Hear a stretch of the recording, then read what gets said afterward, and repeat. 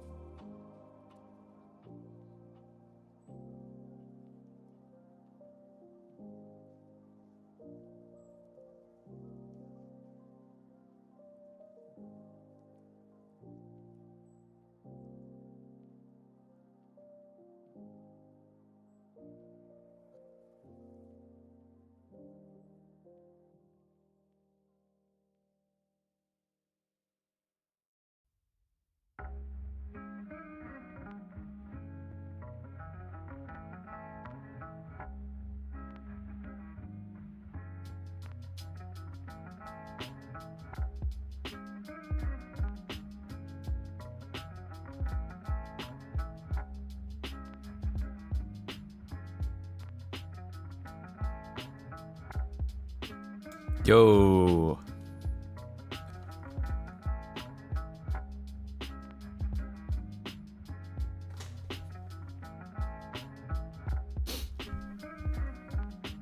How's it going?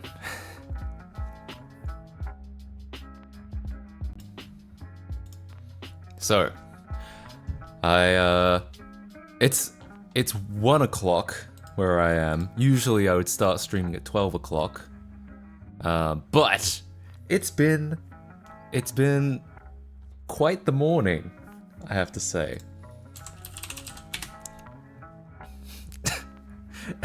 Absolutely terrible, relatable. Is my window open? I cannot tell. No, it isn't. Okay. You'll have to excuse my appearance.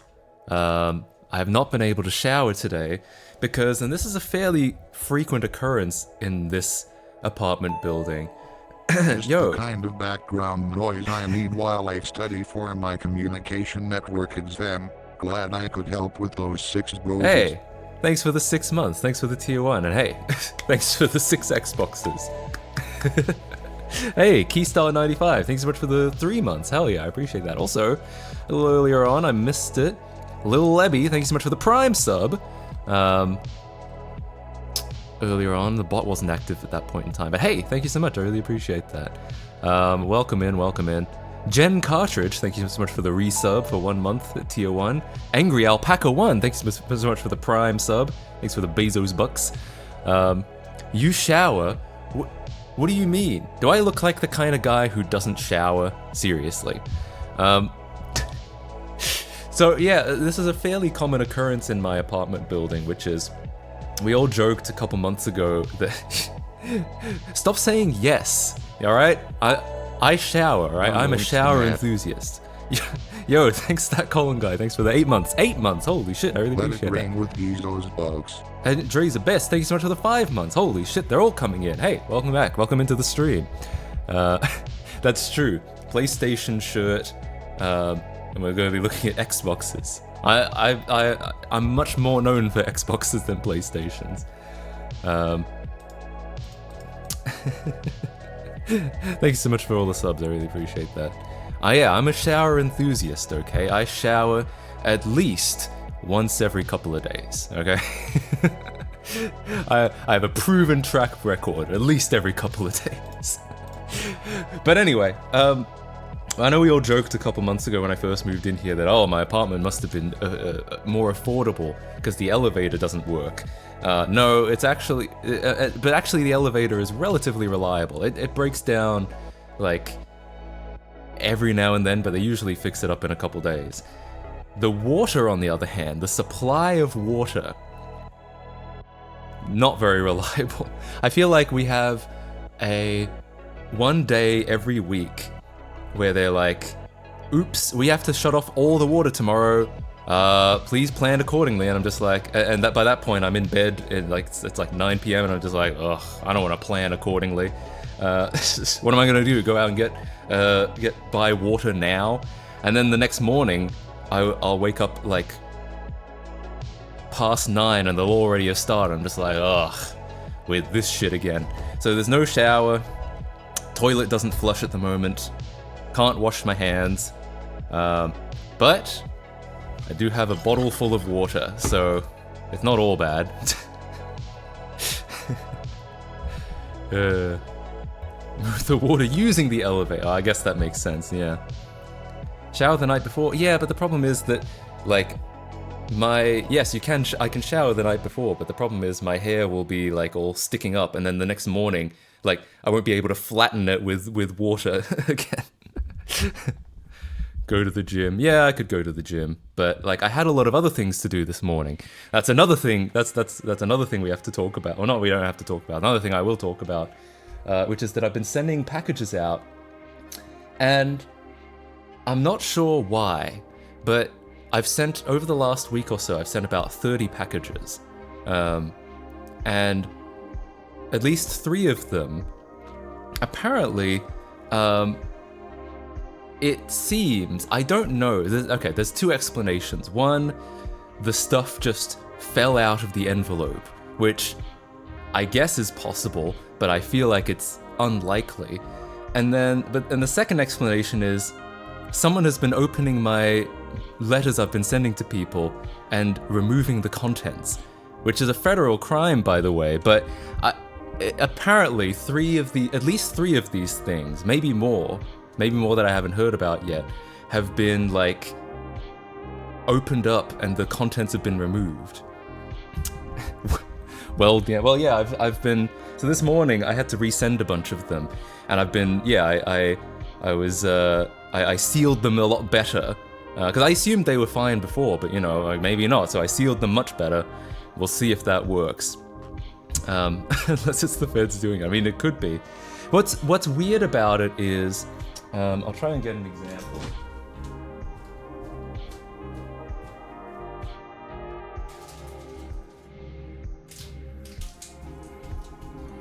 Okay, so, I mean, I could believe that, they'd fallen out of the envelopes. I mean, it'd be a little far-fetched, but I'm sure it happens. However, what's really weird about it, so this is what I've been sending. It's basically a PS2 memory card, and it's in a anti-static sleeve, which is sealed, so, it won't just fall out. But what's weird is that I've had 3 people receive one of these, and they'll receive the anti-static sleeve, but not the memory card. So it's not like the whole thing fell out. It's like somehow it came out of the anti-static sleeve, and then they left that in there. So I feel like I could believe that like maybe the envelope would rip open, but like this? I don't know about that. I don't know how that's happening, but anyway, so this morning, I resent some more of those. I sealed them better, and I'm hoping that'll work. I don't know. I also made filed a report with the postal service, so we'll see. Like I said, if the whole thing fell out, I could believe it. I could believe that it ripped open, but the fact that the card came out of the sleeve, I feel like a person might be doing that. They think it's drugs. I feel like they wouldn't just take it out and then send the envelope. They just continue sending the envelope. I feel like if they were confiscating it, they would, I don't know, they would either, they would probably just grab it and then like knock on my door and be like, what were you trying to send? I feel like they wouldn't just be like, all right, well, we'll remove the drugs. Let's just continue sending the letter on now. Yeah. Ship an AirTag and track it. I am wondering, like, what should I do to like test it? Like, maybe I'll send one to myself and see what happens, or yeah, or I'm wondering. Well, we'll see, because we'll see with these new and improved packages, more sealed packages that I send. We'll see if they get any, like, see if it happens again. But it's it is a little. I feel like someone might be tampering in the mail, but yeah. I love the channel and starting getting the streams. Hey, thanks so much, The King Meta. I really appreciate that. Welcome in. Thought you were Australian. Am I special? Why not both? No, I am Australian, but I don't live in Australia at the moment. This looks sus. Well, they can keep the letter. Yeah, we'll keep the. They can have this envelope. They can have this anti-static bag. We don't need that. We'll just we'll just confiscate the memory card. Yeah. Is there any similarities between the three that disappeared out of country or something? Not that I could tell. It was all like different parts of the country.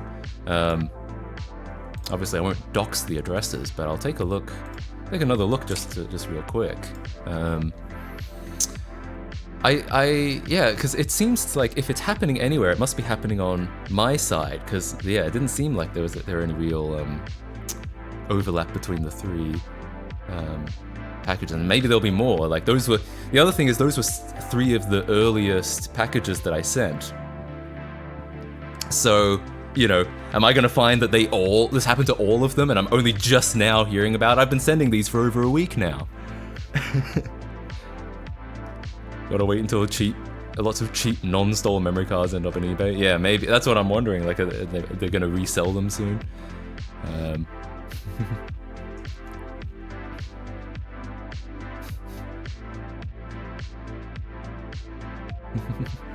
Okay, so let's see. Again, I'm not gonna I'm not gonna dox any of these dresses, but I'm just gonna see if there's any. I don't think I had just a cursory glance at them before. None of them went out of the country. Like, some of them go to places that are a little bit off the beaten path, like Puerto Rico, which is, that's technically a domestic shipment, but it's got a ways to travel. But no, these weren't those. These were like continental. Matt, you're a wet wipe. Oh. Thanks, I guess. Yeah, if you're just coming in, I have to apologize for my slightly more disheveled appearance, because I was unable to shower this morning because there's no water running in my entire building today. I could have gone to the gym and showered, but instead I had to deal with this postal fiasco. I had to call and make a report about suspected mail theft. I had to resend not only new packages, but also the packages that I've had to that were seemingly tampered with. So that's also why I was a little later to stream today. No, they're like all over the place. There's like, northern states, southern states, northeastern states. It's just like it's everywhere. Like it just doesn't seem like It must have been on this side, like on my side. Like, maybe whoever picked up the mail from the box was like, these look interesting. Oh, Matt KC. He's probably sending something good, and then, you know, I don't know. I'm just making that up.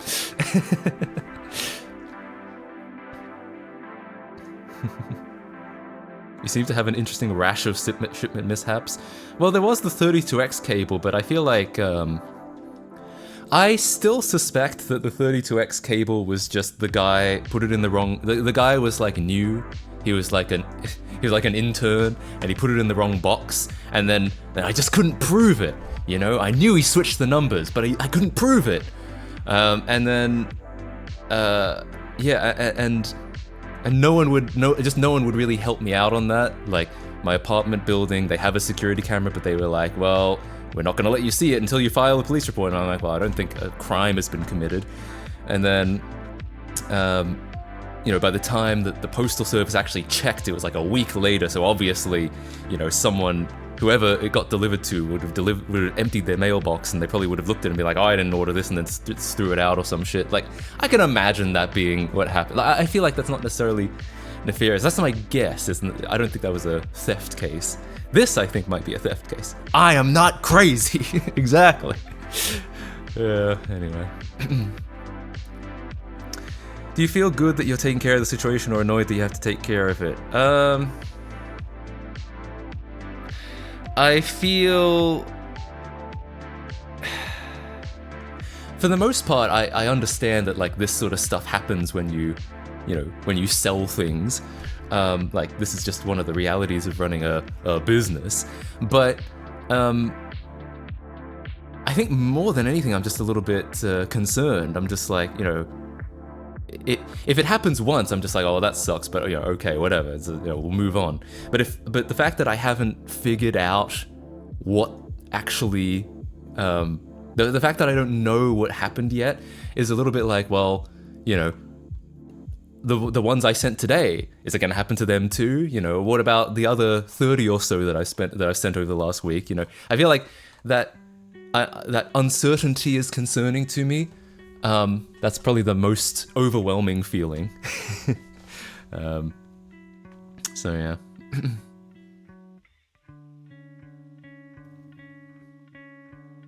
At least you don't live in South Carolina. I guess so. I've never been to South Carolina. A PS2 memory card, just what I needed. Well, whoever was receiving it can keep the letter and the sender gets the... Yeah, maybe. I mean, I'm guessing what happened was they probably were just like, oh, this envelope, it feels sturdy. There's probably something good in it, so let's, you know, I don't know. And I assume they just intended to resell it at some point. There's a lot of snow on the ground over here. Damn, really? It's yeah. I've still never lived in a snowy climate. I still can't really imagine it. I mean, it's gotten chilly in all the places I've lived, but it's never been below freezing. They're setting up a PS2 Linux render farm and need a lot of cards. Well, it's exactly what we were thinking with the 32X cable. It's like, you know, can you imagine if the guy was like, oh, I actually needed one of these. I'm a 32X enthusiast too. Yeah.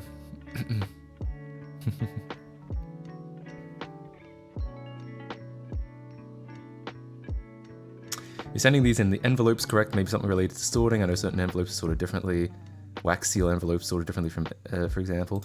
Maybe that the person on the phone did say that, like, depending on like the envelope type I'm using, they go through like machines, and maybe, you know,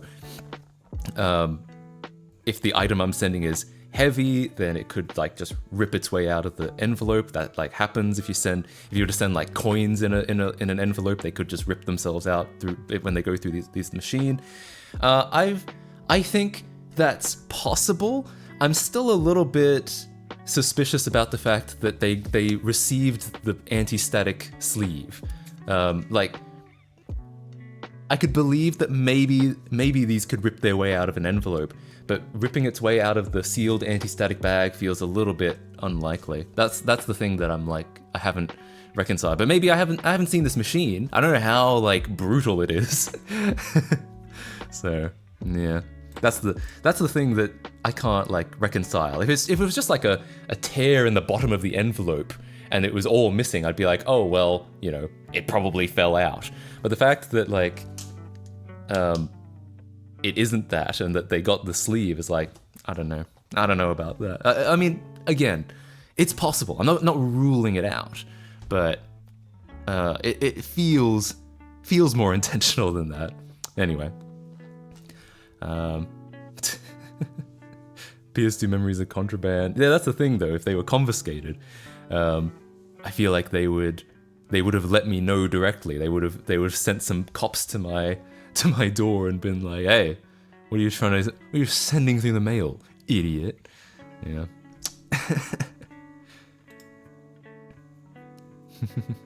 Every time I go through the airport security, the X-ray machine rips the laptop out of the bag. True. Yeah, anyway. Is it like the sorting machine in The Grinch that smashes parcels while putting a fragile stamp on them? You know, maybe it is. I feel like I've been talking about this with a friend as well, that like there's some like shenanigans going on at USPS recently. Like he had a like he also, around the time my 32X cable disappeared, he also had a package just kind of go missing. And then when they call them, they're like, well, our records say that it was delivered, so I don't know. And so yeah, I wonder if maybe the solution is to just not use USPS. Yeah. It's the Sony ninjas. They're preparing to knock the door down behind you anytime. Well, at least that'll make for good content, you know. Other streamers, they get swatted. Me, I get Sony'd, alright? We are not the same. Yeah. So maybe it is. Maybe it's just a fuck USPS moment. Maybe I should be trying to send my letters to... I'll call up FedEx or something, see what deals they can give me. Good alternative to USPS. I guess FedEx and UPS. Like, I'm not well versed on all of the services, but like, maybe they're the better ones. I'm pretty sure USPS is one of the best carriers in the US. I think the others are worse. Maybe. Yeah. Do you have experience with Windows deactivating after a BIOS update? It's understandable if you can't help or don't want to help me, but MS support isn't that helpful, and you have a lot of experience with Windows. Also, sorry that this doesn't fit the current stream. It's a bit silly if that does happen, but I can imagine why, because the Windows activation is supposed to be tied to the hardware. In theory, a BIOS update shouldn't do it, but like, I can see a scenario where it would. In that case, my honest opinion is just pirate Windows. Just crack it. Like, morally, if you bought a copy, like, morally, you're fine. You're not gonna. I don't think you get caught for it. So just pirate it. Just crack it. Don't worry about it.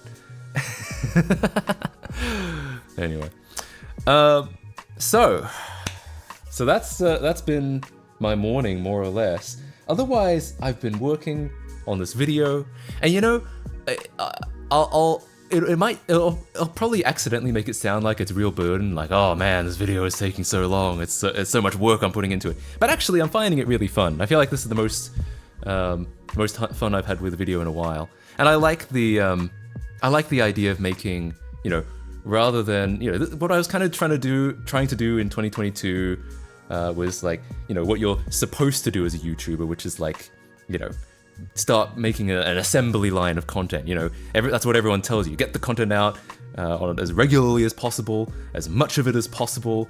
You know, and you know, that's kind of what I was trying to do. That, you know, I was trying to do the common wisdom in YouTube land, and I realized that that kind of sucked all the fun out of making YouTube videos. So what I'm doing now is I'm putting stupid amounts of effort into my YouTube videos, and I'm having a lot more fun. The downside is, unfortunately, people have to wait a lot longer for the videos. But hopefully they'll be that much better. And hopefully, yeah, the streams and the Bytes videos will like hold people over. So pretty much, like, yeah, I've just been working on the video. I've been working on like other little things along the way, but mostly it's the video. I've heard numerous tales from a friend who used DHL for overseas shipping, and they would almost always hold the package hostage while demanding fees way above what the actual customs fees were. Interesting. I don't know if I've ever shipped anything with DHL. Certainly not recently.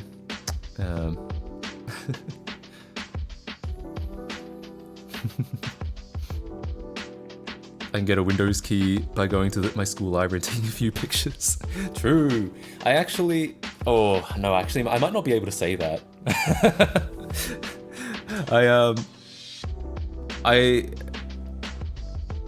Oh, great. The water is back on. Great news, guys. We can make this a shower stream now.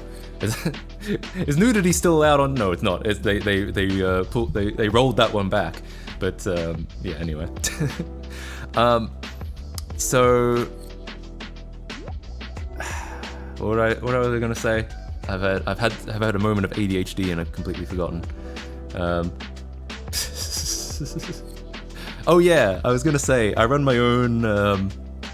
I can probably say this much. I run my own KMS server emulator. So like, I run it like locally. So if I ever need to activate a copy of Windows, I just hook it up to my KMS server, and it's activated. And I would recommend it. I mean, I have a shitload of Windows 7 keys, but they just stopped accepting Windows 7 keys, so that's what I have to do now. You should watch the video Rick Beto put out today about why YouTubers are quitting. I guess maybe. Is that like, because I know MatPat is quitting. Who else? There was someone else was quitting. I mean, I know why they're quitting. It's because being a YouTuber, there's a lot of things that are great about it, but also a lot of things that can kind of be unfortunate about it, and that's why everyone gets burned out. And I can imagine that. Tom Scott, yeah, man, I can't believe I forgot Tom Scott. Don't accept Windows 7. No, they used to from 2015 until like a couple months ago, you could activate Windows 10 and 11, I think, with Windows 7 keys, but they don't let you do that anymore. I presume the KMS server is all officially hooked up into your legit VLSC account, right? True. Of course it is. Well, look at me. I'm a real business. See? Doesn't this look professional? This this couch is for my customers, obviously. I just want them to be really comfortable. So, and in the interest of being a business,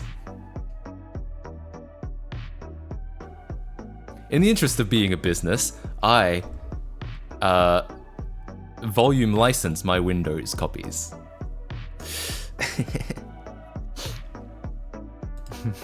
For castings, eh? I said customers, not prospective employees. Yeah.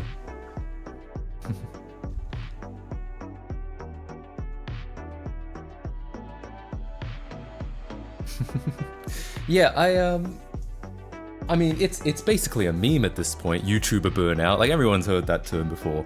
And I can see why it happens. It's because being a YouTuber, I think, seems like a lot of fun, and a lot of the time it is. But there's also a lot of work that you don't really see.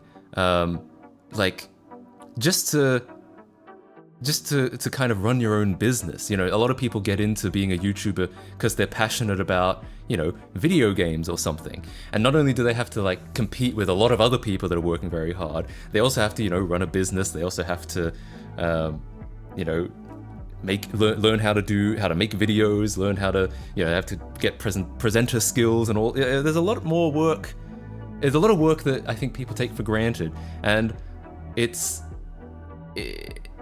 easy, and also because you work for yourself, you know, what you kind of have to do is either you have to teach yourself how to stay motivated a lot, because like I said, you're working hard and you're competing with a lot of other people who are also working hard. So you have to become very good at pushing yourself to work, and that means, you know, oftentimes you become too good at it and you don't take breaks and you end up working, you know, all day, and then you get, and that's, you know, that's just in any job, that's a recipe for getting burnt out. You know, you're always incentivized to be putting out more stuff, putting out bigger stuff and longer stuff, and essentially you're incentivized to work yourself into the ground. And in any job, that would be you know, cause you to be burned out. So it's just that in most jobs, you know, you're given kind of a, you know, these are your work hours, this is what you need to get done by this time, you know. But when you're working for yourself, it's just like you're the only thing in your way. So it's like, well, why wouldn't I work a little bit longer if, you know, if that means I'll get the video out a day sooner, or I'll get that, you know, I'll get this much more money, you know, why wouldn't I do that? And so you don't necessarily, you know, you learn how to work very hard, but you don't necessarily learn how to take care of yourself. And that's something that I think, that's I think why most people, why a lot of people get YouTuber burnout. It's like listening to a song you like 100 times over, you start hating it at one point, for sure, yeah. And also, you know, when you work for yourself, there's also a lot of ways for you to not take care of your mental health. Like, you know, when all the incentives are there to work as hard as you can all day, every day, and you know, you might not be spending enough time outside or with friends, or because, you know, all of those things are distractions. Holy fucking shit, 1 fucking year. Yo, Thank you holy for shit. providing nerdy shit in the past year. Also, PLZ and ban me from Discord. I'll be a good boy, I promise. I like how this has become like a recurring message. You know what? I'll talk. No, it's probably, well, I'll bring it up with the crew. All right. Thank you so much for the year. Holy shit, I appreciate that. Look at Vine Source, dude. Used to stream almost every night, way into the night, and took a toll on him. He didn't retire, but he certainly took a step back. Yeah, and I think Tom Scott is not, from my understanding is, because I actually haven't seen that video yet, is that he's not quitting per se. He's just, you know, he's just quitting the weekly videos, and he'll still make stuff if he has a good reason to. So yeah, I can absolutely see how it happens. How people, you know, being a YouTuber is a lot of fun. It lets you pursue your passions, but it's also a lot of work, and it doesn't necessarily, like I said, it teaches you how to work hard, but it doesn't necessarily teach you how to take care of yourself. And a lot of people just don't. You know, I've fallen into that trap before. But I feel like nowadays I've got a pretty good handle on it. Yeah. Reburned out. I wish. Yeah.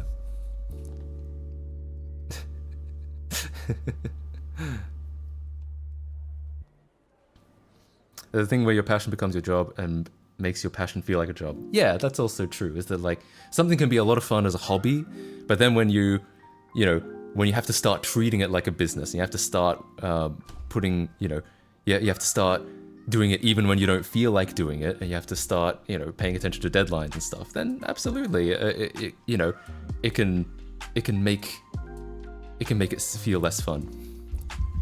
But yeah, anyway, 8-Bit Guy is pretty much burned out. Yeah, I saw that too. That's unfortunate. Because 8-Bit Guy was probably, I haven't seen all of that video, but I watched the first 5 minutes or so. And 8-Bit Guy was probably my primary inspiration for me making hardware repair and restoration videos. And in that video, he's like, when I started, there were only a couple people doing it. Now there's a lot of people doing it. And I'm like, he's talking about me. Well, no, he's not specifically me, but I'm just like, I'm part of the competition that's making his job hard. And he's welcome. No, I'm just kidding. But yeah, it was kind of, I can see how that would affect things. MVG as well is backing out, I think. Is he? I don't know if I've seen that.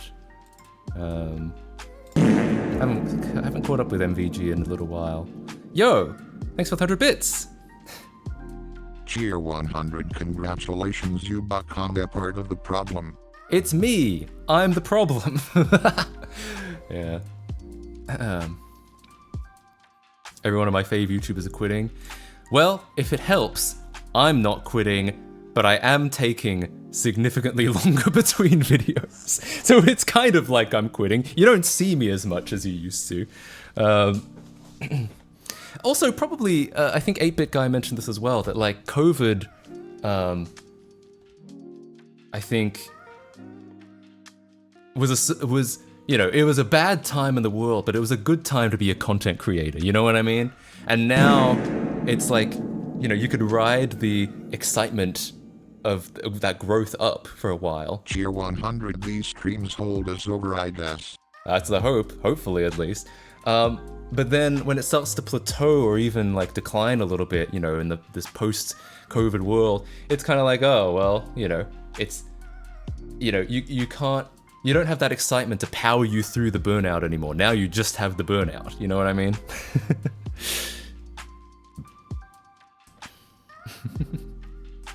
Just watch the Lego Island videos on repeat to cope. True. My hope is, once I kind of like get into the groove of things, I'll be back to, you know, what my schedule was around 2020 and 2021, which was like a video out roughly a month, once roughly every month. It's just like, you know, getting the ball rolling with it. More like Burnout Paradise, am I right? Yeah, that was the world before when that's when your YouTube channel is growing and you're seeing a lot of growth. That's Burnout Paradise. And then, you know, when it starts plateauing, then it's like, I know there's a Burnout game that people aren't really fans of, but I don't remember which one it is. Otherwise, I would have finished that reference. I don't know. Burnout Takedown, yeah, maybe. These streams are neat because it's small enough that you can actively chill and ask questions instead of chat going a mile a minute. Yeah, for sure. I think even like, I've even seen 1,000 viewer streams on Twitch that can be relatively chill. It's when you start getting into like, start getting into like 10,000 plus, then it gets a bit ridiculous for sure. Yeah. And on YouTube, you know, we did a couple YouTube streams. The chat on YouTube goes ridiculous, but mostly I feel like that's because everyone is about 11 years old. You know, if we restricted it to like, if we had like an age minimum on the YouTube chat, it would probably be perfectly fine. Yo, Durunkle, thank you so much for the tier 1 for 3 months. Hell yeah, I appreciate that. Thank you so much. Well, yeah, maybe we should get onto the Xboxes, shall we? So, I was in kind of an awkward position. I had 3 Xboxes before, and I sent one to a friend for Christmas. I'd been holding on to it specifically because I knew I was going to do this essentially. I knew I was going to send it as a gift eventually. So I sent that off, and I had 2 Xboxes left, and I was like, cool, you know, I only need about 2 Xboxes. I don't know, you know, all good. But here was the problem I had. If you watched a couple streams ago, you'll know that my Xbox kind of sort of died. Like, it's not actually anything wrong with the Xbox, it's that the mod chip died, and because I've got the HD Plus mod, without the mod chip, it doesn't output video, so I'm getting that replaced. But in the meantime, I can't use that Xbox. And then the third Xbox was actually one I brought from Australia, and so it doesn't work on US voltage. It's a 240 volt console. We have 120 volt here. So I bought a replacement power supply. I actually bought this months ago, a replacement 120 volt power supply for it. And I was like, cool, you know, this is a perfect time to break out that power supply and use it. I opened up the package because I never even opened. The thing is, what happened was I got that power supply like a couple days before I moved, and I was just like, well, there's no point in opening it now because I'm just about to move, so I'll just leave it in the packaging, and you know, at some point I'll open it. So I opened it finally, you know, a week or 2 ago, whenever I was doing this, to find it was the wrong power supply. And that was not my fault. I actually went back to the eBay listing because this is a 1.3 Xbox, and this was a power supply for a 1.0. And I was like, how did I make this mistake? So I went onto my email, looked up the listing. The listing said 1.3. They fucking lied to me. But, it's kind of my bad for not like opening it up sooner and like checking. Because, by the time I actually did open it, it was 6 months later. I couldn't be, at this point, it's too late to like do a return or be like, hey, 6 months ago you sent me this. So I was just like, well, shit, I'll have to take the L on that one. But basically that Xbox remains unusable. So I had 2 Xboxes, neither of which I could use. And I was just like, well, fuck this. I'm gonna get a third one against, one that I can use. So, funnily enough, that this has happened a few times where I thought it would be economical to bring a console from Australia, and then it just turned out it was more effort than it was worth. So I just ended up buying a new one anyway. And next time I go to Australia, I think I'm going to bring back all my Australian consoles and probably sell them off in Australia, because the thing is, even if you replace the power supply, if it's a PAL console, I've learned that a lot of American TVs don't even accept a PAL input. In Australia, our TVs would accept NTSC, so I thought, well, surely, the TVs are probably the same everywhere by now, HD TVs at least. But a lot of them just don't support PAL. So a lot of them just don't even work anyway. And that's if you go to the effort of fucking replacing the power supply so they'll run on this infernal voltage over here. But, imported TV, nah, it's not worth it. So essentially, yeah, a lot of this happened when I brought my PS2s from Australia, is that they didn't even work, even with the voltage corrected. So yeah, my goal is what essentially I've concluded is that I'm gonna probably all the PAL consoles I have, I'm gonna end up sending them back. I'll bring them back in like a suitcase, and I'll sell them all off while I'm there, and that's how I'll make it work. Because no one wants a PAL console here either. I thought I would sell like.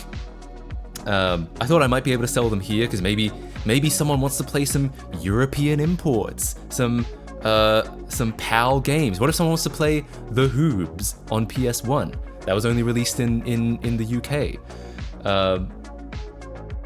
Turns out, I guess the Hoobs don't have a big cult following in America after all. So, I tried selling some of these PAL consoles and no one wants them. So. But meanwhile, I know that a PAL PS2 in Australia would sell for like $100, and I can't even give them away here. So yeah, I'm gonna bring them back to Australia. I'm gonna sell them there, and I'm gonna wash my hands clean of this 50 hertz garbage. All right. Yeah.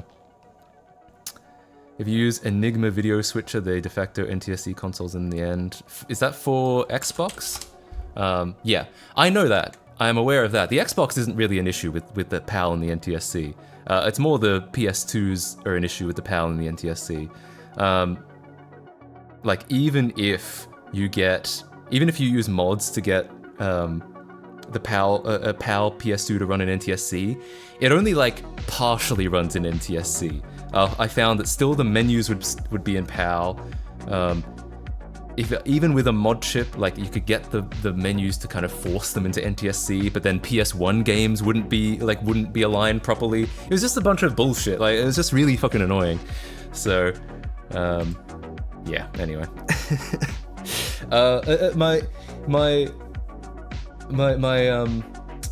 my conclusion is, I think it's just more. I think it's easier to just replace it with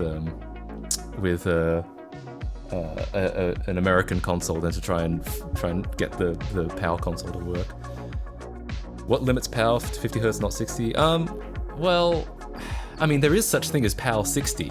It's more just that that's the standard, That was what all the PAL TVs were designed for, so that's what all the games needed to support, need to be compatible with. So PAL on a CRT looks better than a TSC when using composite. The image clarity is better. Yeah, I mean, PAL, in theory, is superior in every single way except for the frame rate, and that only really matters with video games, because with retro video games, because retro video games, they would just kind of hack the timing and just slow it down to be like, all right, well, it's 50 hertz. It's also really annoying with movies, actually, to be fair, because movies are shot at 24 frames per second. And it was decided that the easiest thing to do to get it to fit into 25 frames / 50 fields per second would be to just speed it up. And as soon as you know that, you can watch a movie that's been sped up to PAL, and you can hear that it's been sped up. You can hear that everyone is just a little bit chipmunky. Everyone's just a little bit like they've all just inhaled a little bit of helium, and that really pissed me off when I would watch PAL DVDs in Australia. Sometimes, occasionally, you'd get a DVD where they would speed it up and then they would pitch the sound back down so it wouldn't be such a problem. But of course, pitching without changing the speed also can introduce artifacts into the audio. There's no perfect way of doing that. So it's kind of a damned if you do, damned if you don't. But yeah, I mean, so there are some. The frame rate, I think, in PAL does cause a lot of problems, even with movies. But other than that, PAL is a superior format. The color is superior, the resolution is superior. Yeah.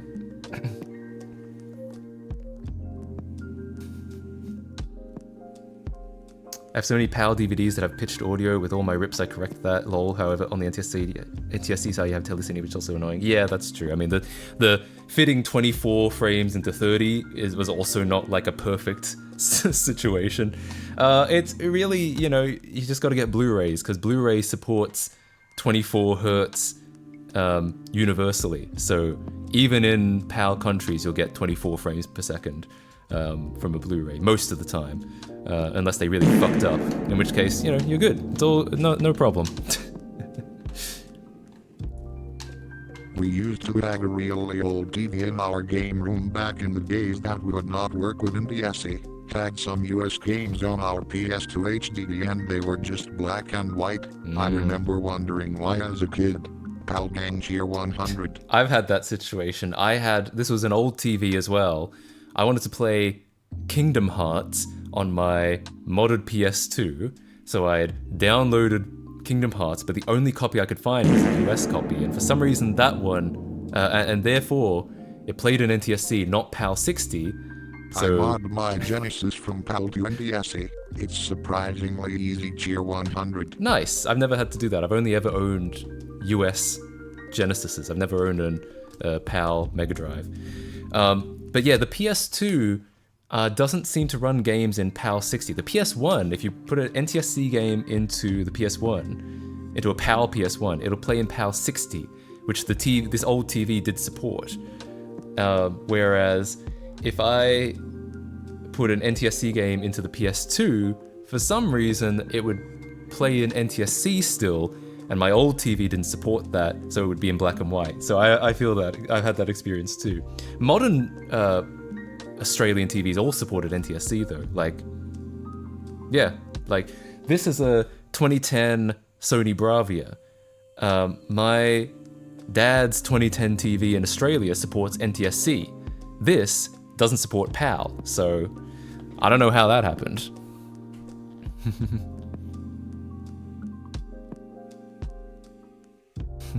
Obviously, there's no PAL. Yeah, you're right. No, it won't. I had a PAL PS1 and got black and white without RGB SCART all the same. I don't know what to tell you. I always got PAL 60 out of my PS1. Maybe different models of PS1. I've always got PAL 60, so I don't know what to tell you.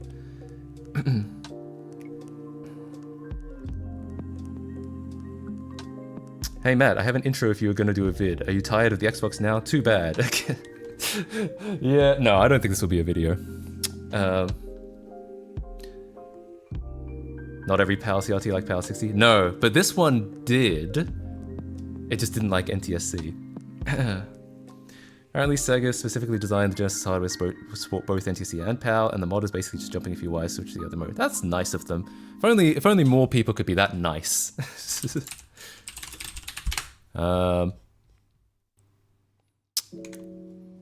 I wonder what that was then. I wonder why I got PAL 60 and you didn't. I don't know. I don't know if I'd be able to answer that, but maybe it was something about the way my console was modded. But Yeah, I don't know. Do the PS2s with universal power supply support both 120 and 220 also support NTSC or PAL? Just voltage? Just the voltage. I mean, they both, in theory, can support NTSC and PAL. It's just that something about the PS2 is like really hard-coded. Like if you solder a mod chip into a PS2, you can kind of get it to... Actually, not even. You can get the PS2 to do NTSC or PAL, but like the BIOS you can't change at all.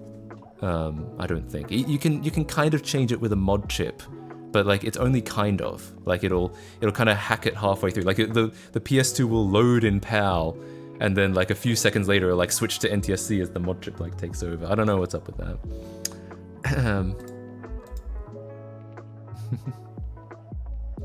Like all Slims can output all modes, but there's weirdness in the BIOS, plus the games themselves are in control of setting the video mode they use. Yeah, that tracks with what I've had.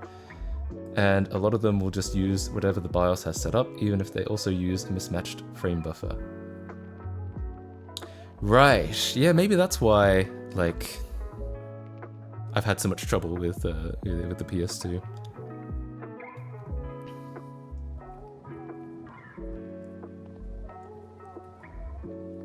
GSM selected. Yeah, I know about that.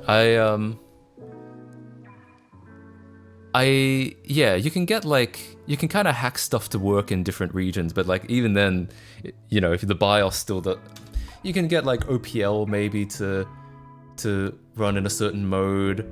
It's like, there are things you could do to force a PAL PS2 to work in NTSC land, but like, at a certain point, I think it's just easier to replace it with it. Like, PS2s aren't even that expensive. You could get one for like $40. So at a certain point, it just ends up being easier. Remember, PS2 games run on bare hardware, no hypervisor, no anything other than what's stored on the disk. Yeah, that's true. For a while, that was, you know, nowadays where, you know, games are, yeah, for a while, games had like much more direct access to the hardware than they do now. Like, the fact that most Xbox games have Xbox GPU instructions like inlined into them, like direct GPU, direct instructions in the language, in the native architecture of the Xbox GPU, and no other GPU can read those instructions. It's kind of wild. Get a FAT for $40. I mean, if you don't mind the drive being broken, I think you can. The DVD drive. PS2 FAT. I'll look up on eBay right now. So there's a lot of stuff. There's a lot of people who will be trying to like fucking overcharge you. Like, there'll be a lot of $150 ones, but like, if you just pay attention to the listings and like keep checking, you can find a pretty good deal, I think. Newer platforms all abstracted, yeah, for sure. Recently got a FAT for €50. Yeah, that sounds about right. Yeah, I mean 40 might be like about it. That might be optimistic. It might not. That might be not easy, but like I feel like I've seen one. I wonder if it's feasible to do a boot on to emulator Tier 100. Gapoo. Isn't that how Dolphin Uber shaders work? That it's basically it's basically an implementation of the GameCube and Wii GPU in shaders. At most, maybe some slim emulation virtualization shims. Gapoo/Linux. That's right, I only call it Gapoo/Linux. Yeah, because I remember something about the way that GameCube and Wii games work is that the shaders, or the way that they work is that they're very configurable in a way that's hard to replicate with a GPU. So Dolphin would always have to like recompile different shaders all the time for all these different configurations for the Wii and GameCube. The game would try and get out of the Wii and the GameCube GPU. And eventually, you know, it would cause like stutters because there would be so many like new configurations it would have to compile.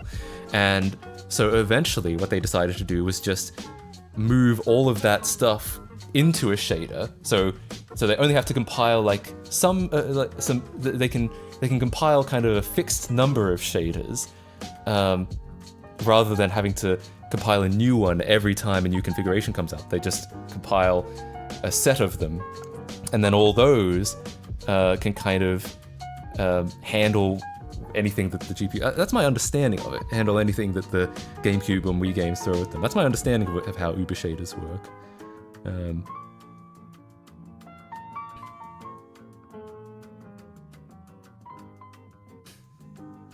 I'm so proud that my legacy for this channel is changing the notification sound to fart with extra reverb and triggering a bug that made it the sound for several months after. Well, in theory... When you mentioned that you want to write a macOS display driver for a VM, I wondered the reverse. Would it be possible to do an early AMD to emulator inside VM? Cheer 100. Oh yeah, I mean, I've thought about that too, that like, I think QEMU actually, list of GPUs in QEMU, I think it even supports like an AMD, it can support an ATI Rage 128. Yeah, hang on. I guess I should be showing you this. Hang on. I think this is it. Let me just check, because I've been fucking around with the cards in my computer recently. Oh yeah, and like PCM and 86 box do that too.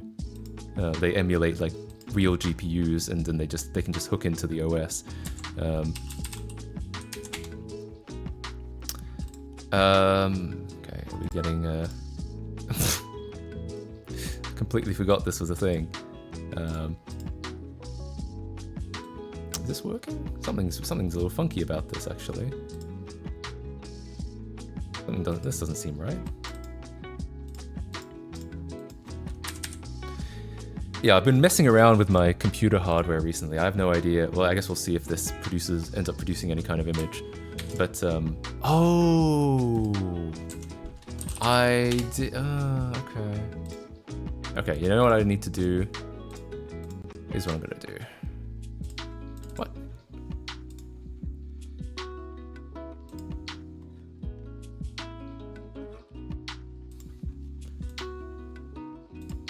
All right, well, whatever. Yeah, I haven't streamed in a week and a half, and already my setup doesn't work anymore. That's essentially what's happening right now. I can fix it, but I might have to restart my computer, and then I have to restart the stream, and like, who fucking cares about that? So anyway, yeah, so QEMU can do like the ATI Rage 128, and PCM and 86 box can do it all as well, so I think so. Linux moment. It's not really a Linux moment, it's more just like I have been like fucking around with stuff, and I haven't made sure that like what I didn't undo the things that broke my stream, essentially.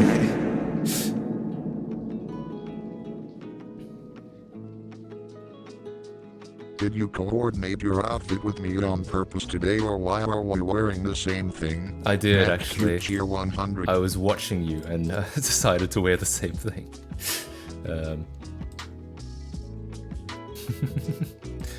That's wild. That really is. I mean, yeah, pretty much. I got this at a convention, I think, in 2016 or 2017. That's wild. Do you still have KD1 on the VM? I think I do. It's just it won't... I can probably get this working. I might be able to get this working without having to restart. It's just I'd have to like spend some time on it, I think. I'll tell you what, I'll just try it again, see what happens.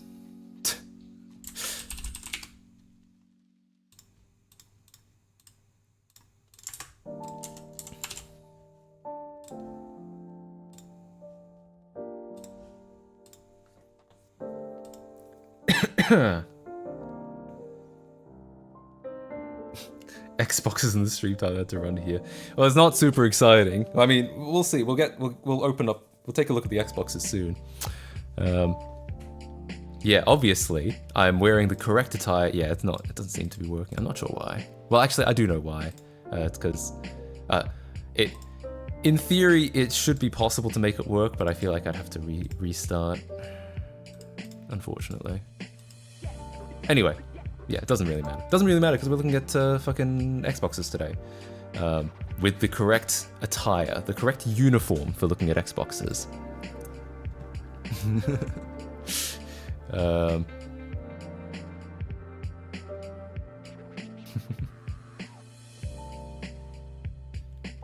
Who wants to try and run Sonic 06 on an iMac? That seems like fun.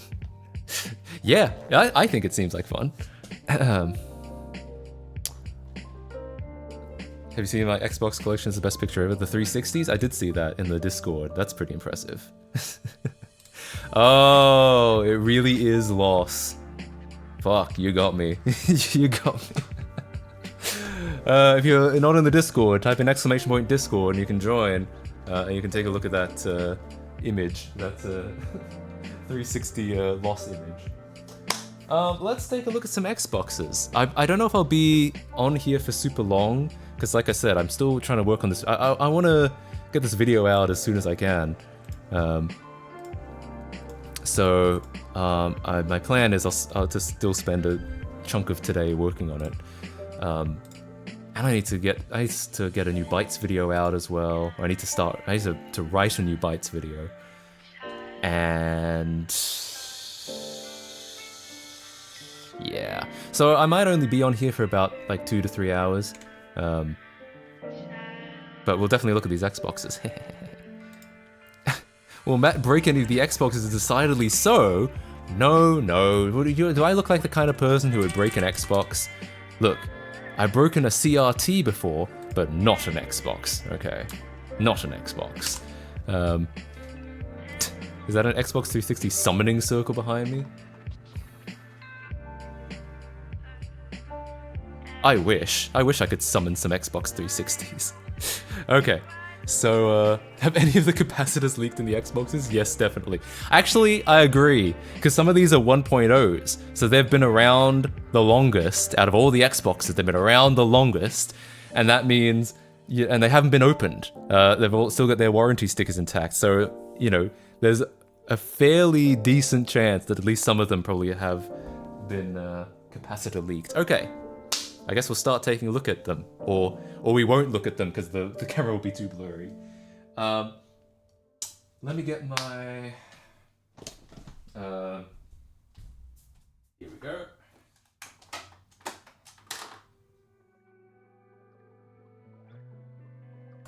Get this hooked up so we can take a look at them. Take a look at the video output and whatnot.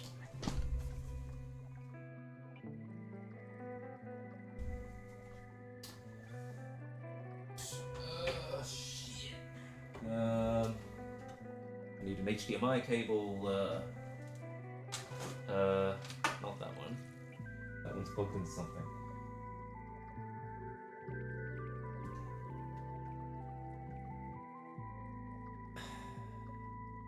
There must be one somewhere around here. Here we go. Brilliant. Alrighty. And that will allow us to plug the Xboxes in, and we can see if they actually work or not. And let's get some more cables.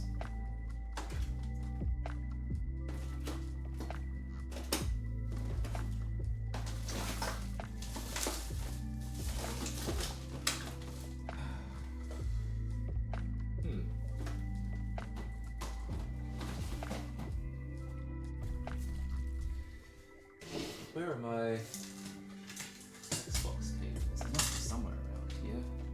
These it? Oh, these are it. Okay. Got him. And power. I should have some power cables somewhere around here.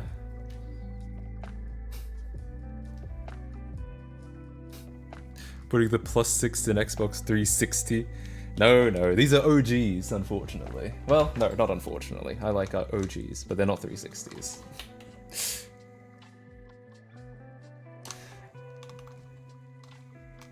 Okay. So I plugged that in, and we just need to make sure we have a power cable somewhere. Somewhere, surely. Surely, somewhere there's a power cable here. This'll do.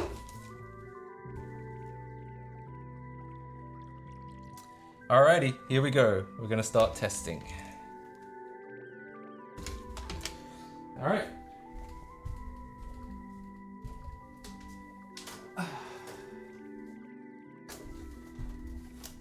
First Xbox into the Shark Tank. Unopened. Totally unopened. It is a manufactured 2001 November 7th. Now, that strikes me as very early. When was the Xbox even released? It's November 15th, 2001. Bro, this was manufactured November 7th. This was manufactured before launch. Ain't no way.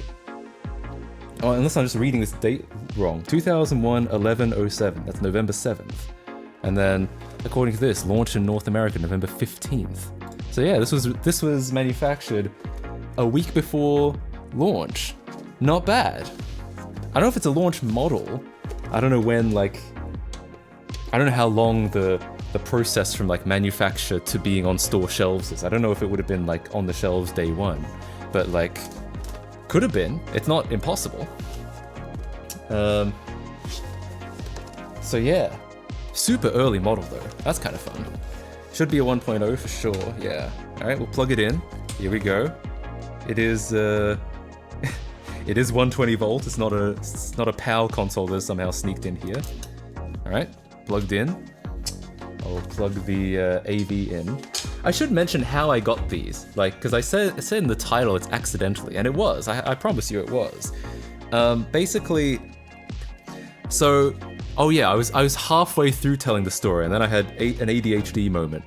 So, I had 2 Xboxes, both of which were broken, and then the third, and then I was like, I'm gonna get another one. Because, you know, surely I need an Xbox that works, that I can actually use. And I'm going to get rid of this PAL, and I'm going to ship that back to Australia and sell it off. So I went to pick up one Xbox, okay? One. And I picked it up, and the guy said, well, there you go. Do you buy these often? And I'm like, huh? He says, you know, these old Xboxes, do you pick these up often? I was like, I mean, well, kind of, you know. I'm an old Xbox enthusiast, and he's like, well, because I've got like a bunch of them in the back, and I'll sell them to you for like $10 each. And I was like, I mean, I just thought in my head like $10 is a good deal, even if, you know, even if they're broken. It's a pretty good deal, and if they're not broken, I can resell them for probably a pretty good profit. So I was thinking to myself, well, there's no real downside to this. So he's like, I might have like 10. I was like, holy shit, am I going to spend $100 on Xboxes today? Turns out he only had another 5. But still, that's 6 Xboxes, and I was just like, well, alright. Because I assumed, like I said, $10 per Xbox. Assuming I could, maybe I can fix all of them up, and then I can probably resell them for a lot more than that. And even if I can't, then like for parts, $10 is pretty good. Can I buy one for $11? I mean, maybe. If you're local to the area, maybe. So that's why I say accidentally. I mean, I did consent to this transaction, but I didn't go into this thinking I was going to get 6 Xboxes. I went into this thinking I was going to get 1. I went from having 2 broken Xboxes to having 8, 6 of which the status unknown. So 8 Xboxes total at the moment. Forced to buy. Not forced to buy, alright. Born to play, forced to buy. No, I'm just kidding. Alright, so let me make some room here. Probably all work. That would be nice. That's a nice thought. apparently the guy, I asked, like, how did you get all of these? Apparently he said something like, he was friends with the owner of a pawn shop. That's pawn shop, not porn shop. And he was such good friends with this pawn shop owner that he was just like, hey, can you give me like any Xboxes that come in? And the guy was like, certainly, sir. So he just ended up like stockpiling game consoles, and he had a bunch of stuff apparently. Apparently he'd stockpiled a bunch of Xbox 360s as well. And I asked about those, and he said, well, the problem is they all kind of red-ringed, and when that happens, no one wants to buy them, so I just threw them all out. And I was like, damn. Well, fair enough. So he asked if I wanted, he apparently had some Xbox Ones, and I was just like, don't want any of that shit. I'm trying to think, what else did he have? He was kind of like downsizing his collection, I One shot think. with lots of cock inside, I would assume tier 100. I mean, I'm sure there could have been some. Gonna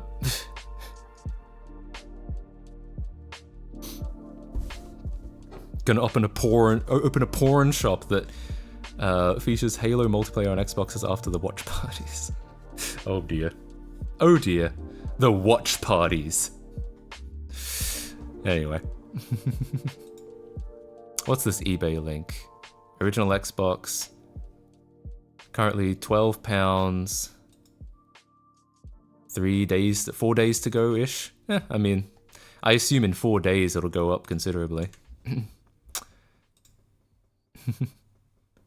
Pro eBay tip: remove everything after the question mark and the link still works. That happens with a lot of sites. I think it's very similar with Facebook. Like Facebook will give you ridiculously long tracking links, but you can cut off everything everything after a certain point and it'll still work.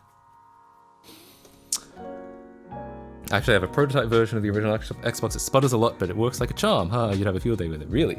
Is there like interesting stuff on it? Alrighty then, let's take a look. So I've plugged in this OG sex box. I believe. Alright, let's power it on.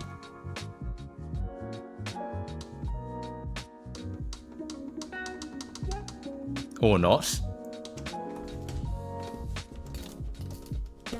This might be dead, it seems.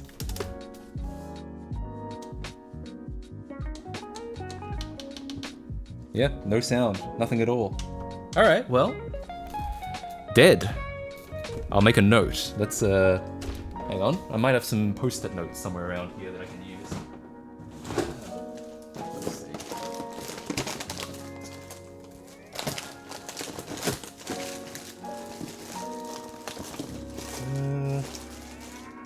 Yeah, here we go. I have some colorful post-it notes. Gay pride, everyone. Okay, so this is gonna be, I'll write on it. Dead! In all caps.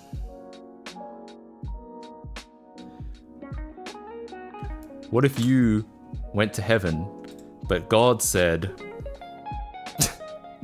Oh, dead. There we go. It doesn't. The joke doesn't work if it's all the way in, all the way too close to the light. All right. Draw a skull emoji. I do not have the artistic talent for that. Anyway. All right. Well, one down. 5 to go. Here we go.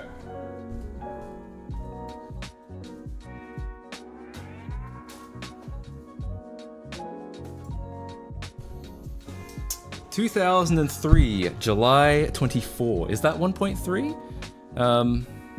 Man, I wish I could show you my... wish my VM was working right now. Then we could look at these together. Yo! Yes, I'm Jack! Thank you so much for the Prime sub for 4 months. I really appreciate that. Hell yeah.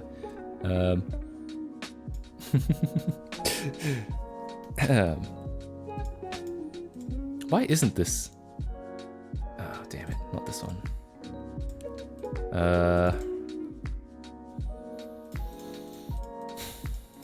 Why isn't this one actually... Why is it not loading? It just gives me some really, really obscure Python error. It means absolutely nothing to me. Is it because of this?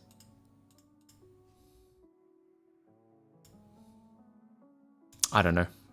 I don't know.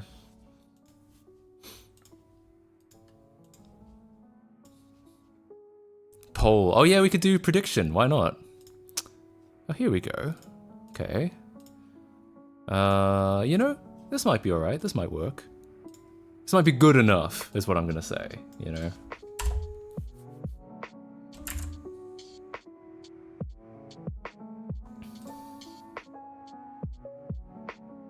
Alright.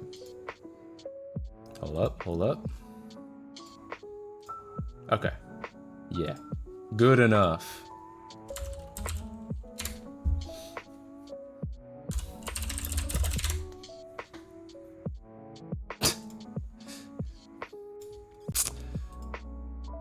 Welcome back to Windows 7.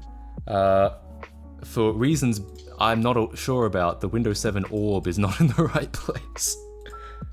Oh, it still clicks down here. The mouse interaction is still down here, but it's just appearing up there for some reason. Maybe if I like logged out and logged back in, it would work. It's good enough, you know? It's alright, it's fine. Alright, so head over to my favorite website, consolemods.org, and what version is my Xbox? I think this is a 1.3, but we'll find out.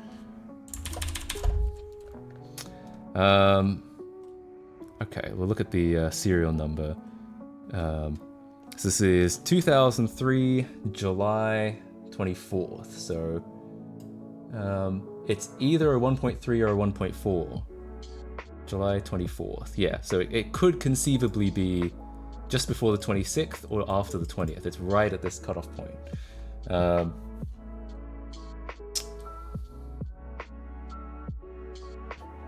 Yeah, this should be able to. So let's look at the serial number.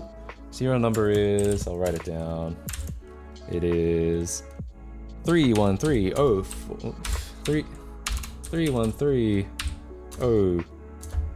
What? 464. 330 33005. Actually, I'll put it on this side.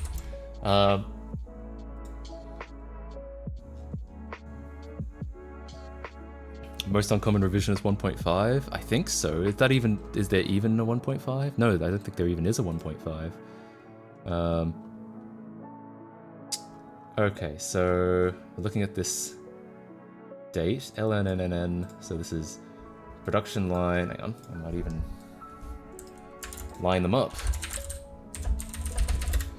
Production line 3, number of the Xbox produced during the work week, pretty high. Years, the last digit of the production year, 2003. Week is the number of week within the production year, that's the 30th week. Factory number 5, which is China. Yeah. So, okay, so YWW is 330, and our line is 3. So line 3, 330. Wow, okay. It reckons, and this is the 24th. So 23 July 24. This is probably a 1.4 then. Okay. Change the theme color. I did not figure that out actually. I had to, in order to get this VM to boot, I had to disable OpenGL, and so now it's just completely transparent. It's not even doing like the aero blur or anything like that. It's just completely transparent. So the only reason that it's colored correctly is because of the wallpaper. It's not real. There's actually some 1.5 2001 drama I was reading about on Old Forum. Holy shit. Why can I see that you made a prediction but not donate to it? I actually did not make a prediction, so that might be like a Twitch meme. Let's make a prediction now. What do we think? Works perfectly! Exclamation point. Completely dead is the second one. Actually, I'll make the completely dead. I'll rank them from like working perfectly to completely dead. hard drive dead. Actually, no. I'll say DVD drive dead as the second, because that's probably the second most likely. Hard drive dead. Other issue, completely dead. Yeah, maybe. Can't we do like how many will work? We could. Can we run multiple predictions? Because I think it'd be fun to do like a per console prediction. Did it make any beep boop noises? Well, we haven't tried it yet. Oh, I should mention, this Xbox has been opened. Someone's rummaged around in this one before, all right? So, you know, we'll keep that in mind. I don't know what they've done, but, you know, we'll see. Can't do multiple. Okay, well, we might have to, I feel like it'd be fun to do per console, so, hard drive, I'll say hard drive or DVD drive dead. Because I feel like both are likely, it could be a situation where both of them have happened, are dead, and or. Alright, here we go. Go ahead and make your bets while I plug it in. Someone's been in here. Exactly.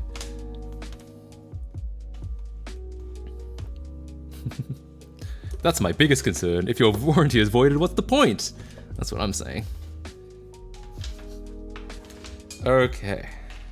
I'll wait to plug it in till the prediction is done, just in case it blows up. Because then it'll be pretty obvious which one it was. Maybe the prediction should be based on what color the ring is. For the most part, the ring will, if there's an error, the ring will be red anyway.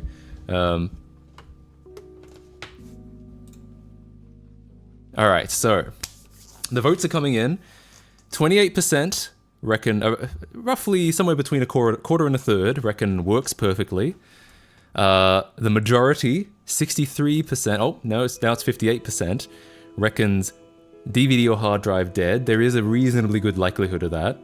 6% say other issue, and 16% say completely dead. Alright, most people think it's gonna boot, at least. But that they think that the DVD or hard drive is gonna be dead. Alright. Does the drive being sticky or jammed count as dead?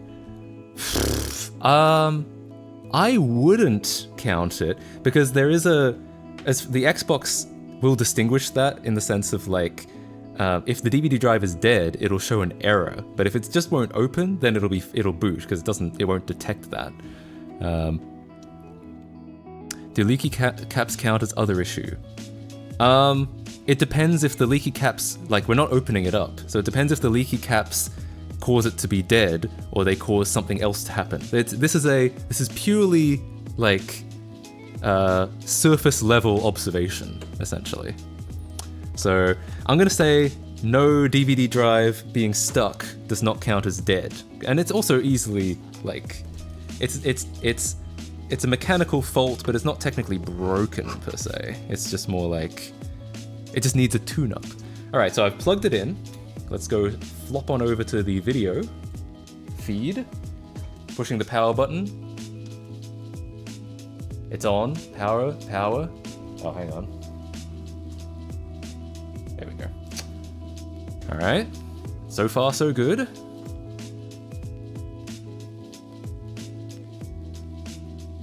All right, I actually think this probably counts as working perfectly. Where's that Xbox controller? Here's one. Because like it didn't throw an error or anything like that. If the hard drive or if the DVD drive were dead, then it would throw an error, I think. Let's just do the time. Oh, hang on. Uh-oh. Oh, interesting. Okay, there it is. No, I think I just fucking plugged it in wrong. Check if it can read a game. What do we got on here? We've got quite a few. Yeah, I guess I could do that.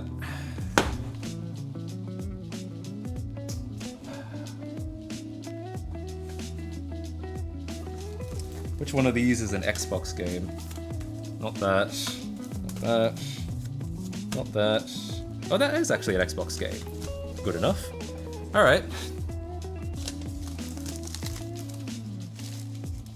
If the game doesn't boot up, it's got a problem, no.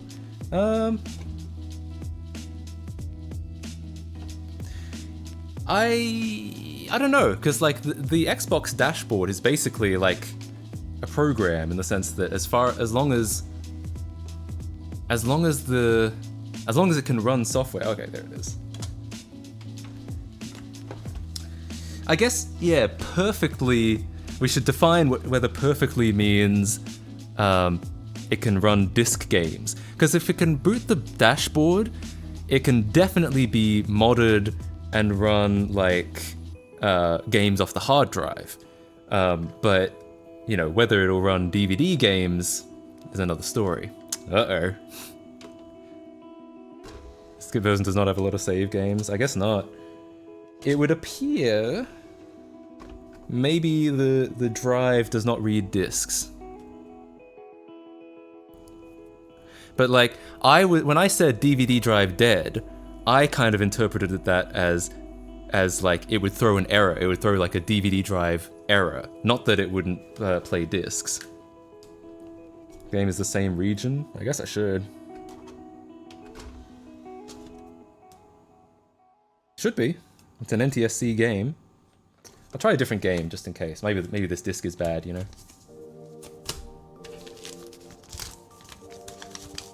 This counts as DVD drive dead. I might distinguish that better, because I'm a modder, I think of it as like DVD drive. I mean, who needs it, you know? I think of that as like an optional component, you know what I mean? Because I'm like, oh, just play the games off the hard drive, why wouldn't you? So perhaps we should clarify that a little better, because I would perceive, you know, not being able to play games off the DVD drive as basically working perfectly, because I would never use it. I wouldn't use the DVD drive. So yeah, perhaps we should clarify that in future predictions. It certainly seems to me that the drive is not okay. The drive is not happy with these games.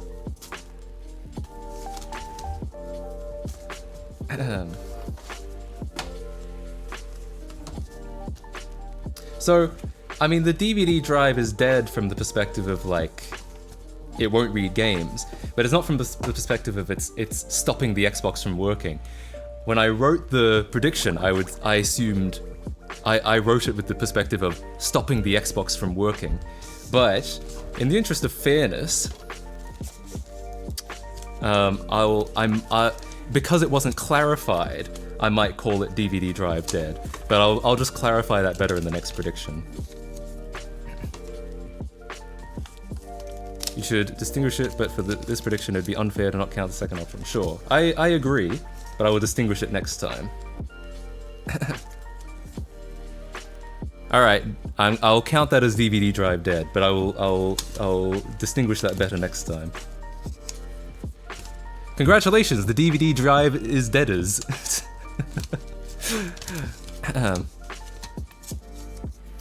Simplify the predictions? Maybe. I think it's fun to be a little bit more specific, because then, you know, people can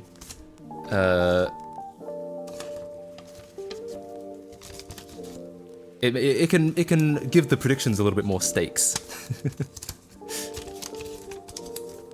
All right, but I'll change the options this time. I'll do them a little bit differently this time. I'll say, what do we think? Works perfectly plus game disc game boots. Oh, for fuck's sake, it has to be less than 25 characters. Boots, but bad DVD drive. Error on boot. No boot. Dead. Okay, so we'll have 4 options, different options this time. But okay, works perfectly. Boots but bad DVD drive. Error on boot, or no boot / dead. All right, so that's going to be our next one. All right, so this is, let me write a sticky note for it. Oops, wrong scene. All right. DVD drive. No good, in the words of Sonic the Hedgehog. No good.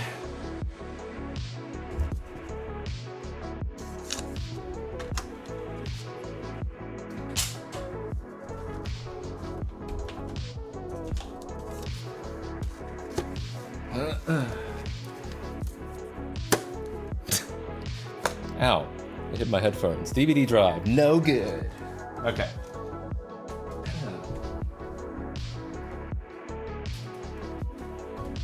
Alright, what have we got next? Alright, this one is 2002, September 14th. Let's see what that means. I'll start the prediction now, because I may as well. DVD drive is fucked. Oh, it's fucked, mate. Okay, so let's see. This should be, I think this is going to be either a 1.0 or a 1.1. Let's see. 2002 September. So yeah, it's right around here, somewhere between 1.0 and 1.1. The exact serial number is 424312523. which means line 4, they produced this many Xboxes that week. That's a shitload of Xboxes. Year 2002, week 36, and factory is Mexico. Interesting. Usually, especially a lot of the later consoles were manufactured in China, so I'm used to most of them being manufactured in China, but not this one. All right, so it's a 236. Oh, damn it! It's not in the table. Damn it! November 2002 onwards. Oh, okay, it just says. So this must be a 1.0 then, because it's Factory 2, pre-November 2000. It's September 2002. So this must be a 1.0 as well. Somebody can game the prediction because you can tell it's going to be a dead drive by a long boot up, right?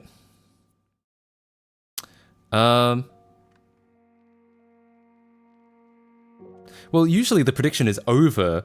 Like, the prediction is closed by the time I actually boot it up. So I wait for the prediction to finish first. Okay, so yeah, our 4 options are works perfectly. That includes disk booting from the game. Or boots, but bad DVD drive. That would have been the last one.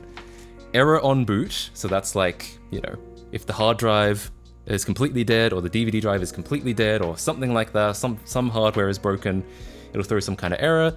And then 7% say, oh, then 24% say works perfectly. 40%, again, not the majority, but the plurality, think boots but bad DVD drive. 29% says error on boot. That could mean, you know, dead hard drive. And then 7% say completely dead. This too, never opened. Everything, warranty stickers are still intact, which is good news. Let's go ahead and boot it up. All right, smoke test.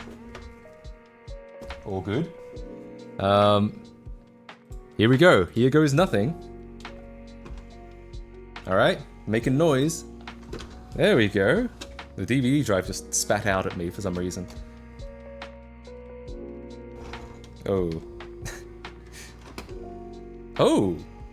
Oh, what's this? Error 12. All right, okay, interesting. So error 12 is, let's take a look at this. Xbox error codes. I believe that's dead DVD drive. Like the actual electronics in the DVD drive are dead. Yeah, DVD drive parameters are missing. Usually caused by a loose, faulty cable. Well, considering it hasn't been opened, it can't be like a person fucked with it. It must have just been, maybe the cable died on its own though. The Xbox seems to know the DVD drive is present, but it times out waiting for the drive to become ready and respond to commands. Check the yellow cable, blah blah blah. If all else fails, replace the DVD drive. Interesting. So, no, I know it's error 10. If you read error 12, it says, this is an uncommon error, try solutions for error code 10. I'm not that stupid. I read ahead. It says, DVD drive parameters missing or incorrect. This is an uncommon error, try solution for error 10. That's why I went up to 10. Anyway, so, we're getting error 12. How interesting is that? So, if you... winner is error on boot. Someone already picked it. A mod already picked it for me. Congratulations to the 29% error on boot. Well done. All right, let's write on it. Call customer support. You know they're just gonna give me like a form letter of like, sorry, we do not support this Xbox anymore. Can I interest you in locations to buy an Xbox Series X? And I'll just be like, nope. All right, error code 12. Of course, we don't actually have to do anything about this at all. Like, because again, I see the DVD drive as optional. We can just mod this Xbox, do a TSOP flash, because it's a 1.0, just literally flash the BIOS with something else, and then it will no longer care about the DVD drive. So we don't actually have to replace it at all. But anyway, error code 12 is what I've written on that. DVD drive is dead weight most of the time. That's what I'm saying.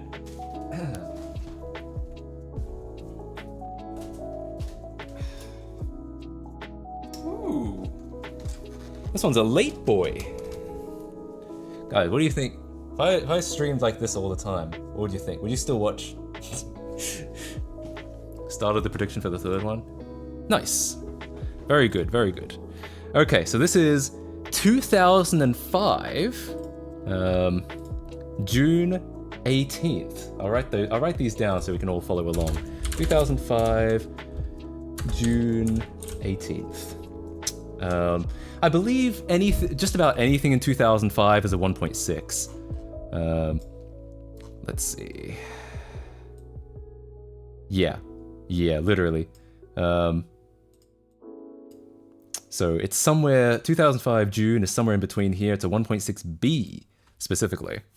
So no mystery there. Yeah, most stuff even in 2004 looks like it's 1.6, except for like, I guess it could be 1.4 as well, but yeah. One of the last 1.6s, that's interesting. Very fun. Well, the prediction still has 43 seconds remaining. Remember, what do you guys think? It could be works perfectly. That includes being able to load a disc game.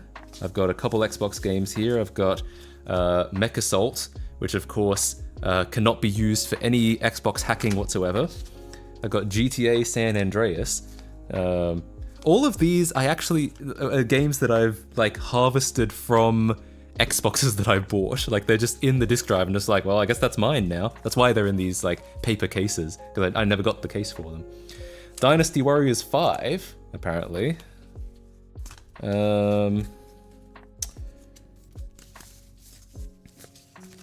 Bloodwake.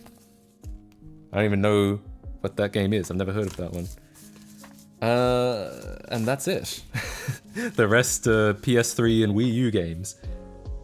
68% reckon works perfectly. I guess maybe because it's a late version. It's newish.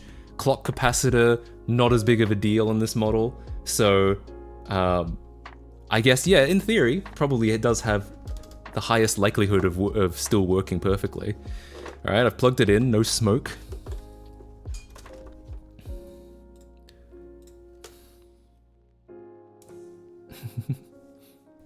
Writing down a list of the games you own so I can try to find exploits in each of them. Hell yeah. Virgin paper case versus the Chad generic GameStop case. Yeah, maybe I should get some actual cases at some point, but whatever. I'm just gonna keep doubling down on them working. At least one of them has to, hopefully. Surely, right? Right? No. Anyway. Okay, here we go. Powering on. Okay, all good, all good. Oh, this was played in 4x3. It's not, it's all stretched. Surely, right? Alright. No errors. All good so far. Let's see if it boots a game.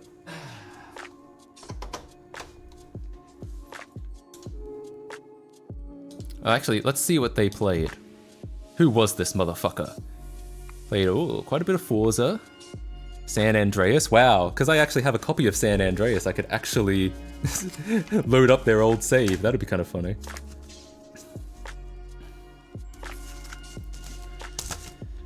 High Rollers Casino, Madden NFL, MVP Baseball, a lot of racing games, a lot of poker. Oh, and some XBLA games. I wonder if any of these are lost media. Probably not. These look all pretty common games. 0 saves? Oh, really?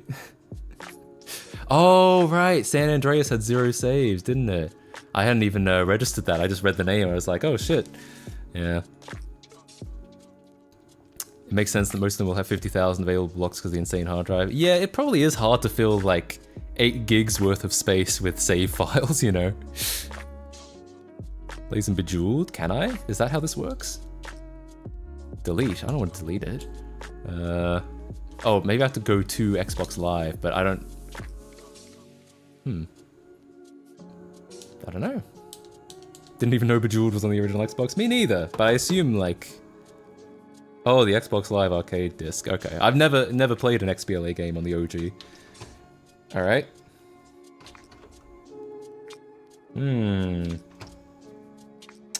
Well...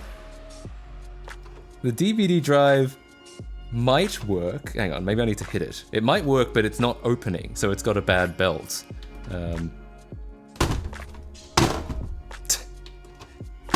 There we go.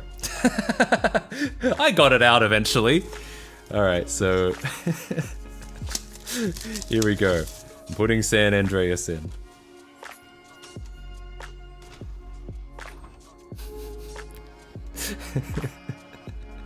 I'm not abusing my Xbox, okay? It's just tough love, alright? No, the hard drive is fine. Hard drive is fine, and look, we're booting a game! Hey! Don't kink, yeah, what if the Xbox enjoyed it? You don't know that. Alright. Congratulations to the works perfectly-ers. That was most of you. 68% reckoned works perfectly, so that's most of you guys got it. So, not bad. Now, here's the real challenge: is going to be trying to fucking get this disc back out. Hang on, do I have to hit it again? I probably do. Oh no, actually, just the threat of hitting it was enough to get it out. All right, we're good.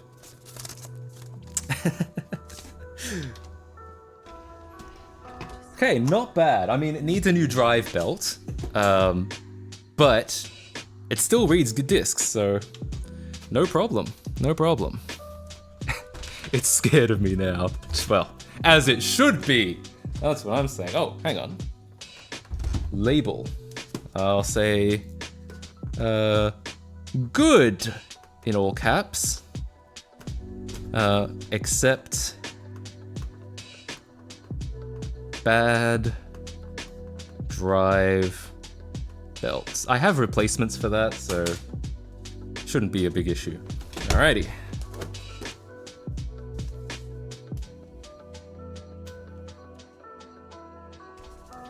Are we pulling battery caps later this stream? Probably not this stream, but maybe in another stream, because I don't think I'll be on for super long this time. All right, it says good, except bad drive belt. All right, 2 more to go. We're only 2/3 of the way through.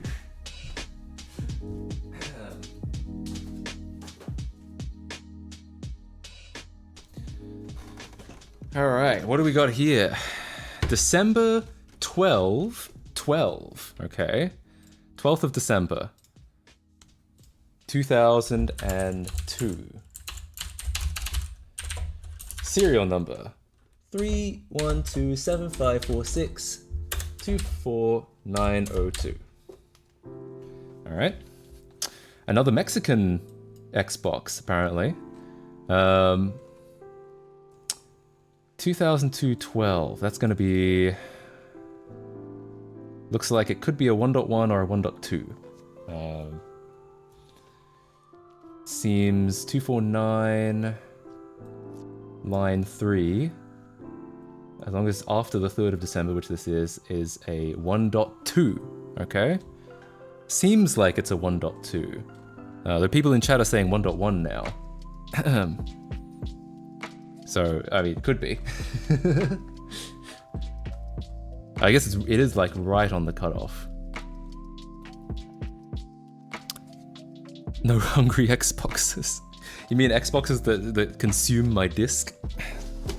Okay, so... Alright, well, here we go. I'll go ahead and... the prediction is still running. We've got 14 seconds, probably a little bit less on your end because of the latency, but to get your prediction in, to gamble on this Xbox. I've just plugged it in, no magic smoke or anything like that, so... And the prediction is done. Let's take a look. I'm powering it on. Oh. Really? Huh. Okay, there we go. I guess the AV port is a little dirty. It didn't pick up the first time.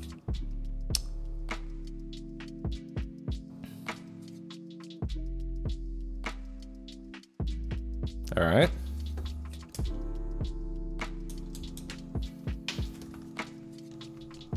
Oh, hang on. Let's plug this in.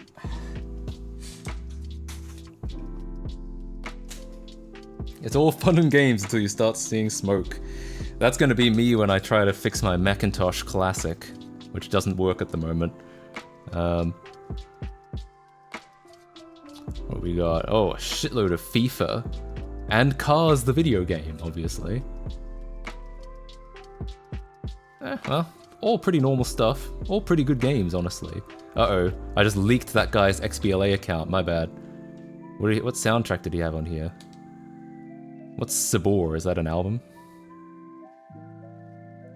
They have a CD ripped. Yeah, they must have a CD ripped. I don't know if that's like a real album or they just like burnt some music. What do we got here? 114 tracks. Alright. Are we gonna get DMCA'd live on stream? Hang on, let's give this a listen. This would be this one, I think. There we go, there it is.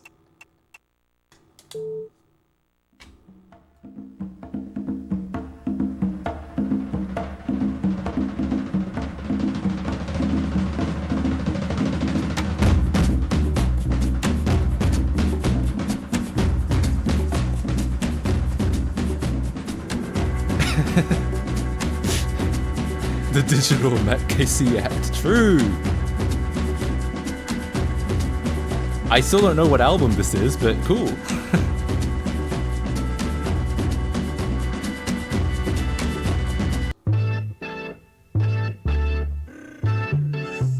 Oh, let me Shazam. Hang on, I'll go back and play this track again. I'll skip ahead a bit. Oh wait, is that not how that works? Here we go. Oh no, that's not what I wanted. Yeah, all right, hang on. I'll just let it play. You go ahead and Shazam. It's better than that CD that came with my brother's car that's just 15-year-old covering Taylor Swift songs. Oh no.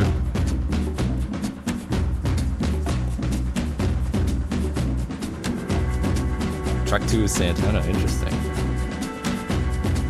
This might just be like, yeah, this might just be, like, this probably would have been the easiest way to get songs onto your Xbox, is just burn a CD of random discs and then just rip it. Oh, they're both Santana, actually, apparently. Maybe it is a Santana album.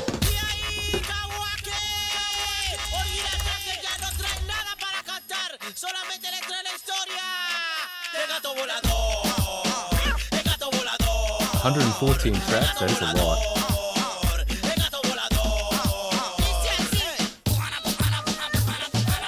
Huge Santana fan, apparently.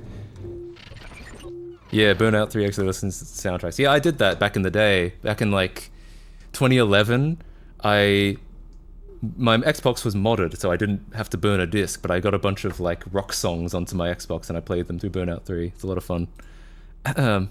Alright, well. Time to test the drive, right? What do we got in here? Okay. Drive tray is good. Didn't have to hit it this time. Didn't have to slap it around. Any update on hash cracking? Not at the moment. I've been working very hard on this video. I have no update yet, but I'll let you know when I do. Yo! That's a works perfectly, my boy. Hell yeah. No, it's booting. Is that bad? Did you predict something else? My boy, look at that. Look at that shit. Look at that shit. Nice. Is it stop picking 2?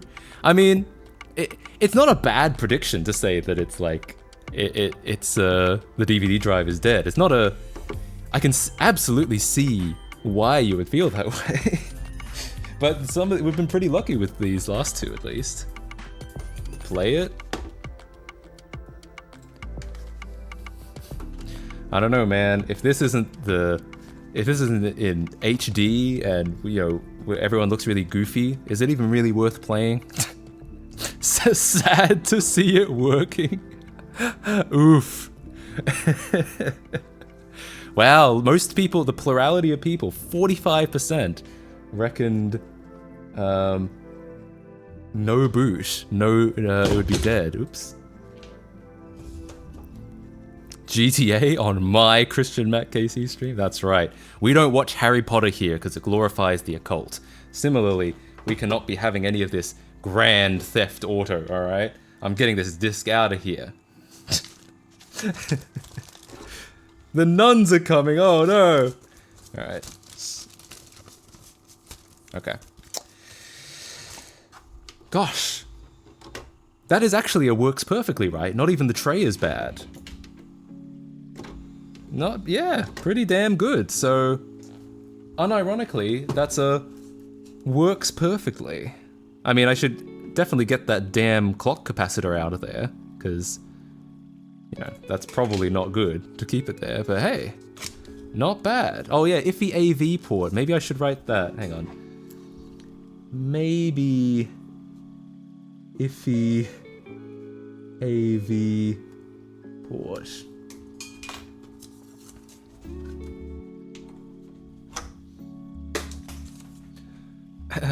That damn 4th clock capacitor. Where's that damn 4th clock capacitor? Alright, here we go. I don't know how well you can read that. It says works perfectly. Maybe iffy AV port. But that's probably just like a little bit of alcohol will probably fix that. Last one, eh? 5th prediction. Yeah, one more.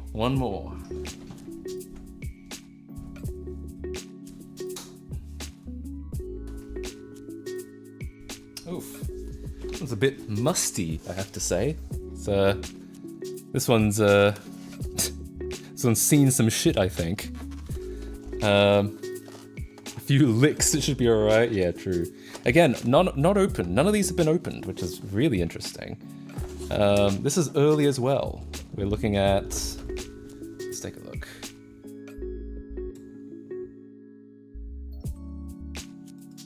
What the hell? Why...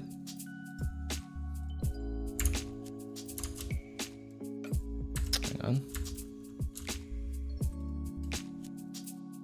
Oh dear. Uh-oh. There we go.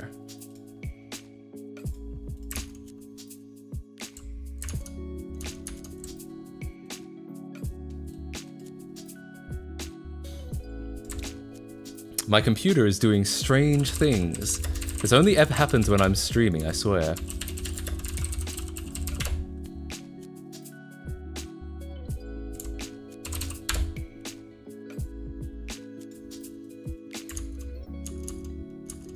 Very weird. What the hell? Oh. Oh. No, never mind. Never mind. My computer was fine, actually. The Xbox controller was sitting on my mouse's right mouse button, and that was causing me to be unable to click on things. Well, anyway, as I was saying, now it's fine. Alright, 2002, 1101. I'm gonna guess this is a 1.1, but we'll double check just to be sure. 32258622 24302. Alright. 2002, 11. Yeah, it's gotta be a 1.1, because these start in December and these end in October. So literally the only thing that was being produced in November, apparently, was 1.1.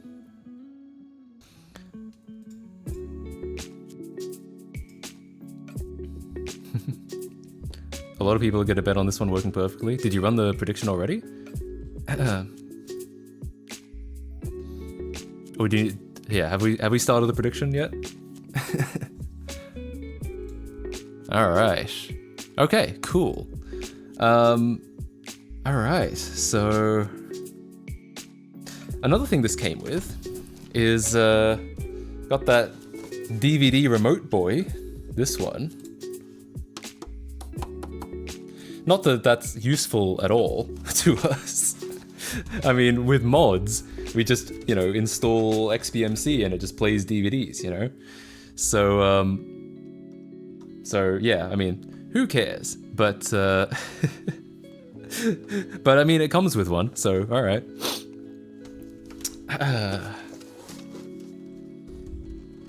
Alright, let's go ahead and plug it in. Why was there a DVD remote adapter? Why? Why? There actually is a story to this. So, basically, Sony, when they made the PS2, they also made DVD, didn't they? So they could like put the it was relatively easy for them to make every PS2 support DVD. The Microsoft had to pay a license to play DVD, and so to make their costs cheaper, they said, well, we'll build in the technology for DVD, but we won't pay for the license for every single unit. Instead, we'll just pay the license when someone buys one of these.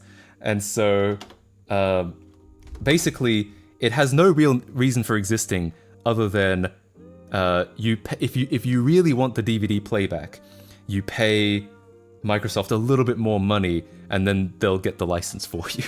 So that's essentially what it is. It just meant that Microsoft's costs were lower. Ideally, it means that the Xbox was a little bit cheaper than it otherwise would have been. Something like that. That's why it exists. That's the only reason it exists. It's just to force you to pay a little bit more money for the DVD license. This Xbox is going to explode. True. This box is going to explode. That's what I'm saying. I mean, something has to happen, right? Thanks so much for the Prime, for the 4 months. I really appreciate that. How's it work internally? Does it unlock DVD playback? My understanding is it's basically like that. It's like one of those DLCs where all it does is unlock something that's already on the disc. I don't think this has anything, apart from like an IR receiver for the remote, I don't think there's anything interesting in here. The dongle itself has an XB on it. Is it actually the DVD player?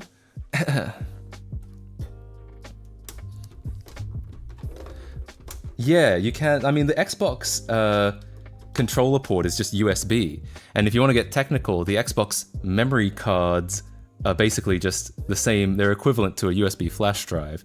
So in that case, perhaps there is actual DVD playback software on here, in which case, yeah, I guess that's where the license went. So There's in that case, if that's true, there's no DVD playback on the actual playback software on the actual Xbox. It's on the receiver. There are memory cards. Why? Well, you know, because you're gonna that 8 gigabytes, you're gonna fill that up with save games really quickly. No, I think it was so that you could. Back then, before the internet, it was relatively common that you'd like go over to a friend's house with like a PS1 memory card, and like you'd play your save file. I think that was the idea. It was so that you could go to like friends' houses. Yeah. So yeah. If the Xbox has that dongle already on it, it's less chance of us saying the drive is balked. Or is it a higher chance because if they were actually playing DVDs on this as well, maybe it's seen more wear and tear, you know what I mean? If I wanted to release an Xbox game in 2024, I don't have to have it be modded, I can just make a dumbass dongle. Well, it has to be like signed and licensed, right? And like the XBE has to have, it's got like media flags on it to say what it's able to run off. Like can it run off burned DVD that would have been like for developer stuff, or can it run off like a hard drive, or can it run off a USB dongle, stuff like that. So you could like, yeah, and if you changed those flags, then it would break the signature.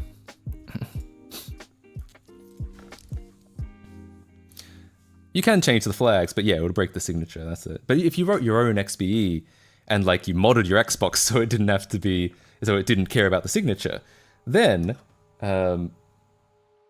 sure, you could run games off the USB, I'm sure.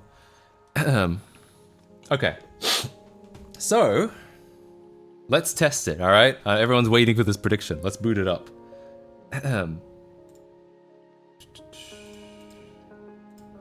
Oh yeah, did I even show you this before? Yeah, November 2002 must be a 1.1, because these only started in December, and these ended in October, so it must be in November. Okay. Here we go! It's booting.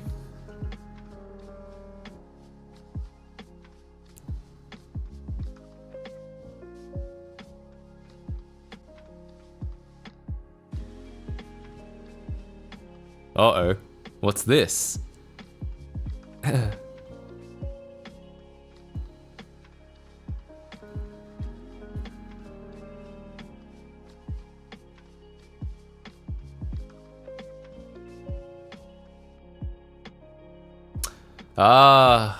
It's an Era 7. That's a dead hard drive. Yeah. Yeah. That's a... So one of these, hard drive timeout. Which, technically there is an error, I think, for like... I think there might be a specific... Yeah, no hard drive found. But I've never gotten error 8. I've always just gotten 7, like hard drive timeout. Even if there's not one plugged in, even with no hard drive plugged in, I still get error 7. Well, well, well. Who said error on boot? 28%. Well done. Well done. Bet on the wrong error. Well, any error, all of the errors are the same. Yeah, it's just weird. It's I don't know why. I don't know why they have a dedicated no hard drive found error code, but I've always gotten, like, if I unplug the hard drive, I still tend to get error 7. Does the website say what would happen? Okay, let's take a look. Xbox seems to know that HDD is present, but it times out waiting for the hard drive to become ready to respond to commands. I don't know why it would think it was present if it's not. Maybe I'm misremembering. Maybe I need to try that again. We'll see. Yeah, okay.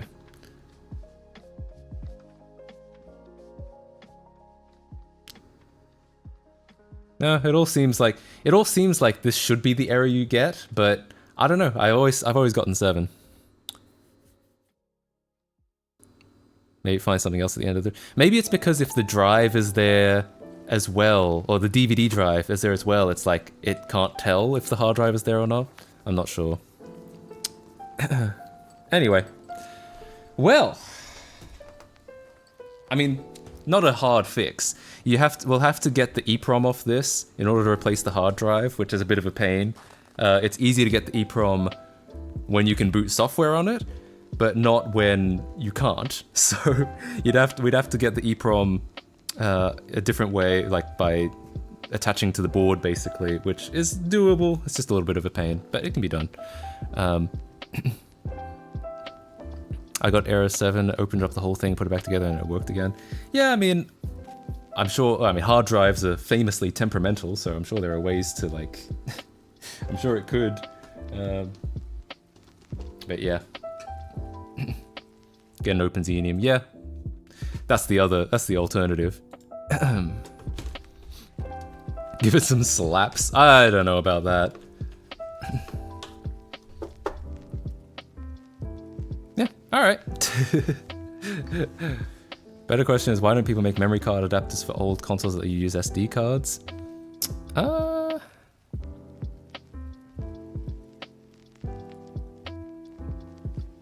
I mean, on the Xbox you could. Like, any flash drive will work as a memory card. Is it key to the particular EEPROM? Yes. Every hard drive has a unique password that's tied to the console.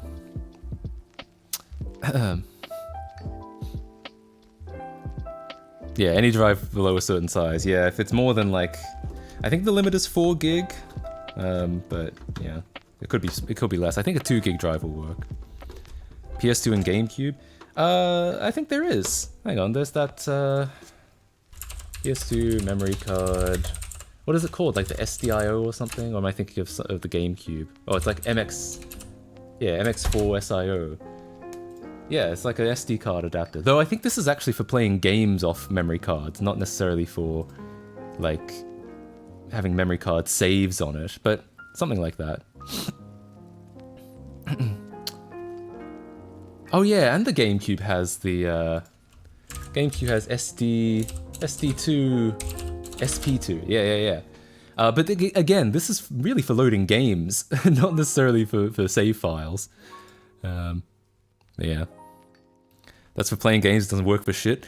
Does it not? Because I remember when I made my best PS2 of 2022 video, everyone was like, "You forgot about the MX4 SIO." And I was like, well, firstly, I'm pretty sure that's not a product yet. Like, back in early 2022, I don't think you could actually get that yet. And I haven't heard about it, much of it since. So I never knew much. I never knew any further. Yeah. Anyway. Success! So this is, error code 7. I'll put in brackets bad HDD. Yeah, it's quite true that, like, we don't need to get the shit off the EEPROM if we just install a mod chip instead. In fact, because this has this is a 1.1, you could probably even do just some like TSOP flashing. You might not even need a mod chip, though. I think most of the ways that you flash the memory are through software, but I think it's probably possible to do it without. Doesn't really matter as you can transfer save files between memory cards and USB pretty easily with mods. Yeah, sure. Alrighty. There we go.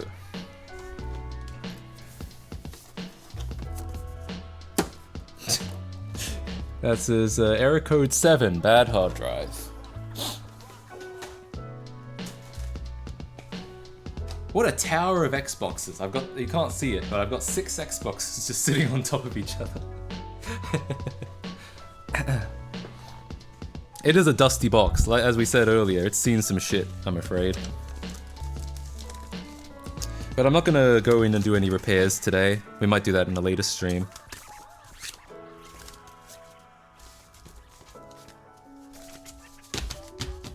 My tower is better. Well, like, you're not wrong. I can't argue with that. Put the games back. The Sega Tower of Power. I have that the Sega CD, Genesis, and 32X back there, what I tend to call that is the Holy Trinity. No, I know some people call it the Tower of Power, but reverse engineering now. No, I might not. I might get off pretty soon because I need to get back to some other shit. But I might hang out for a bit longer. But yeah, I think I'm gonna get back to working on the video in a minute.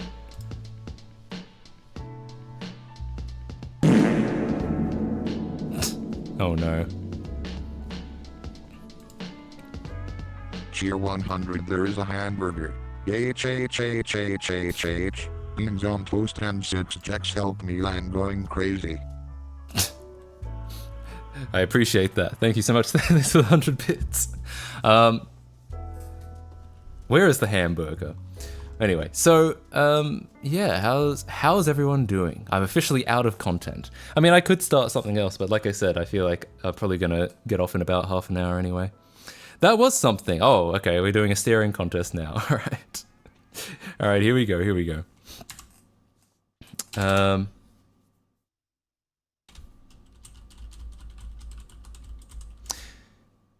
What was it? Oh yeah, I was looking up live split. All right, here we go. We're gonna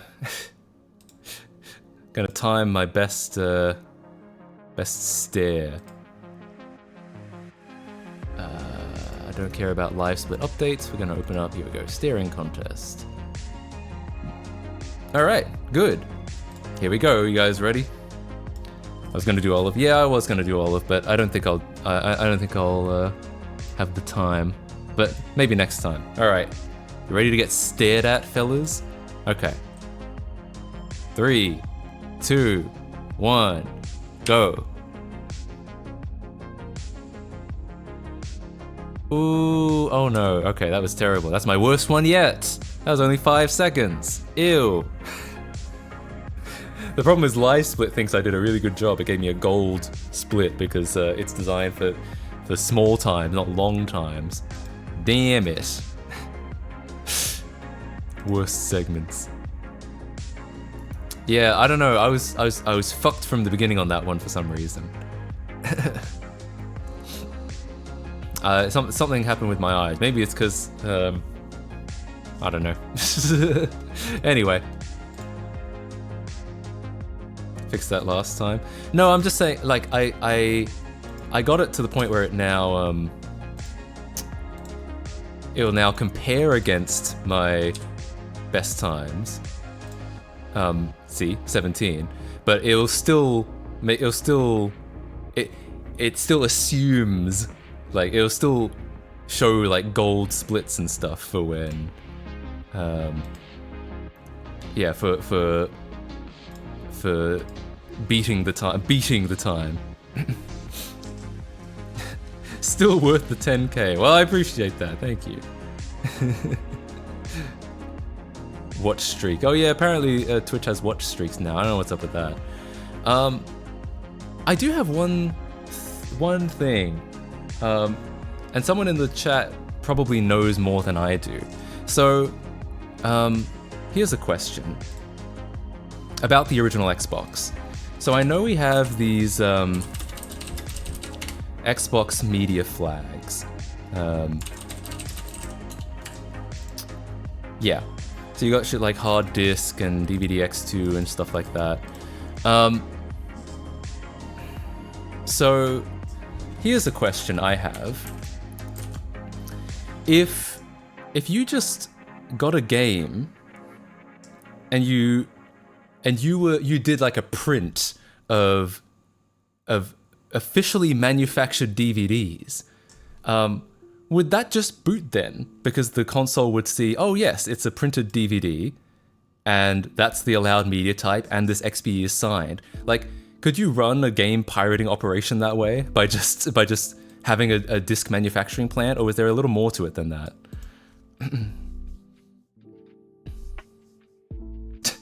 Good, great job. You suck. Take the gold. It's a participation. It's a you tried star. It's one of these. If the media flags were set, yes.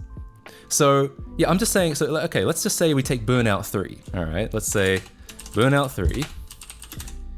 no modifications. So signature is intact, media type is intact, and then we were just like, we just called up a disk manufacturing plant, make some Burnout 3s, and we just did that.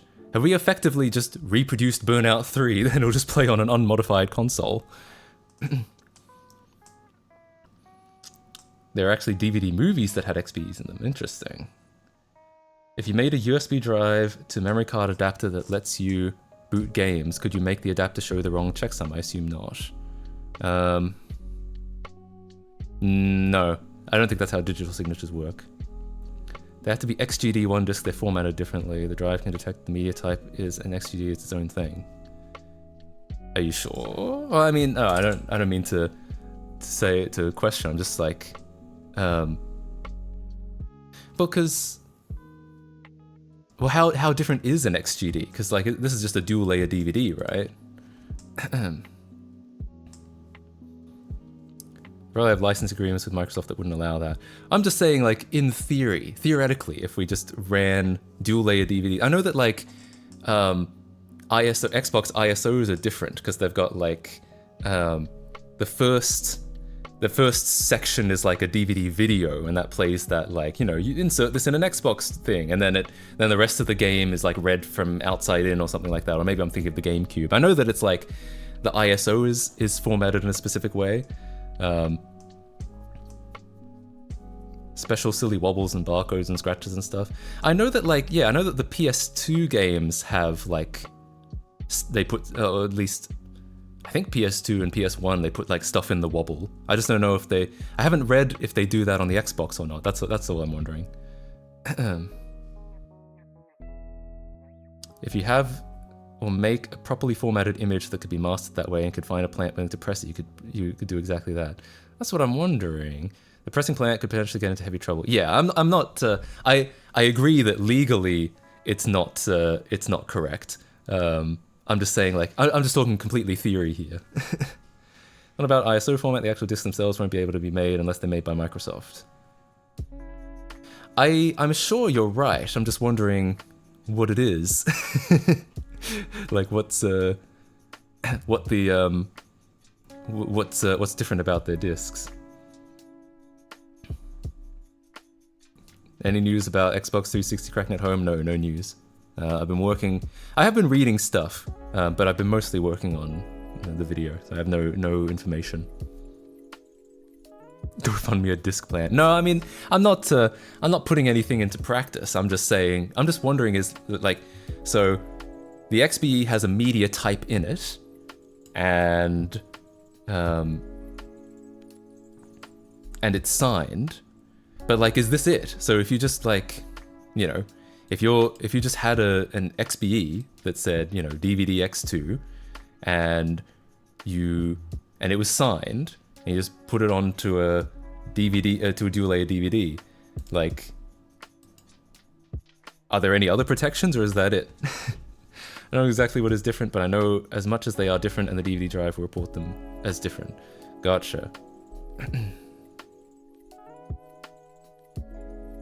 Yeah, a vinyl pressing plant seems much more lucrative. I'm not saying I'm gonna create a pressing plant. I was just curious. Like, I just don't know. I was just curious. It just occurred to me, is that all? But I assume I wouldn't be surprised if that wasn't all. But I was just wondering. Xbox DVD, 2 sets of media descriptors used. Initially on typical DVD-ROM drives, only a short partition. Yeah, I know that. The lead-out section of the disk stores a second set of media descriptors describing the balance of the main partition. It also contains a partially encrypted security sector.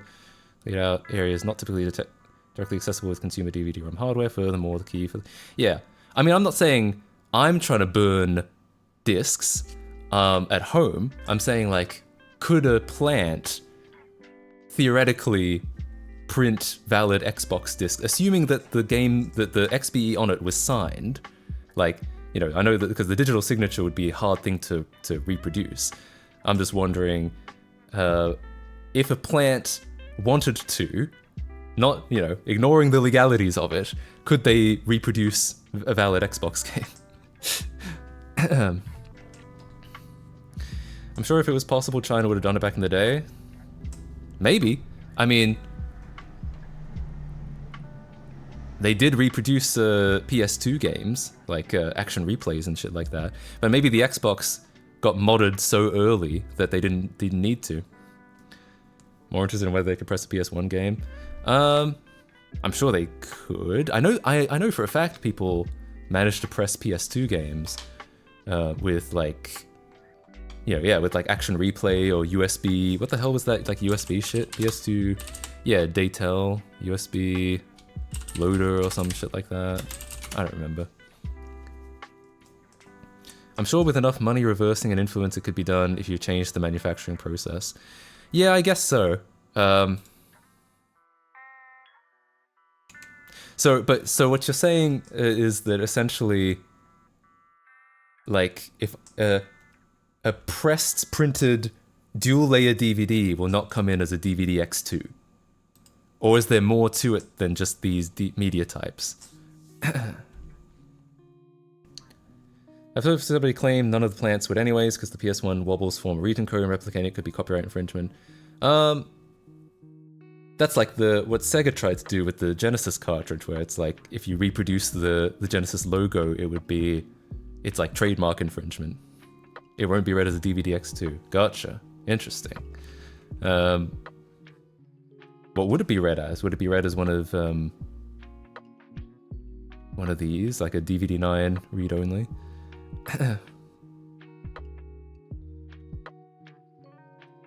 Would a Chinese or Russian plant care? Yeah, again, I'm not asking about the ethics or the morals or the legality. I'm just asking, like,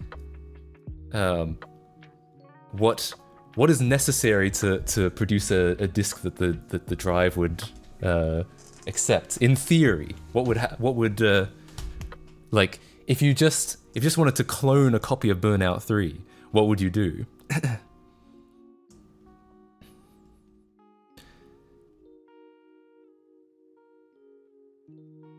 It's sued by Microsoft. I mean, again, I'm not putting anything into practice here. I'm just asking. I'm just wondering, like, what makes it think it's a DVD X2? Is it just it being like a printed manufactured disc, or is it something else? I bought pressed pirated music CDs in the early 2000s in Hong Kong, so I'd be surprised they didn't do that for games if they could.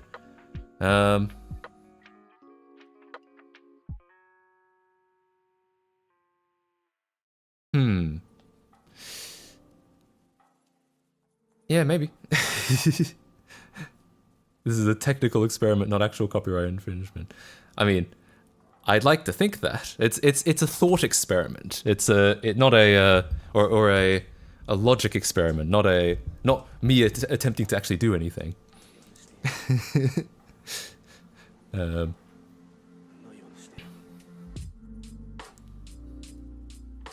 Yeah, like, I'm just curious what makes it think it's or what like, I guess with a modded Xbox you can probably see what you'd probably be able to tell what the Xbox thinks a certain media type is. Like, if you put in a disc, you might be able to get like, it thinks it's a DVD 5 read only, or it thinks it's a dongle, or it thinks, you can probably, there's probably a way to get that information. But Xbox discs have challenge response authentication on top of the special disc format and executable signature. Interesting. Okay. I can absolutely believe that. I assume you're right. Yeah, I just hadn't dongle. Dongle. Yeah, I assume I could absolutely believe that's true. OG Xbox discs don't have challenge response. Uh-oh.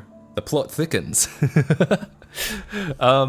Yeah, like I said, I could absolutely believe there's more protection than this. I'm just wondering if that's like what. Yeah, again, what the difference is. I can't believe that Jax Films was right when he predicted the dongle was going to become a common term. Fucking dongle, I know. The dongle experience, aka owning a MacBook between the years of 2015 and 2020.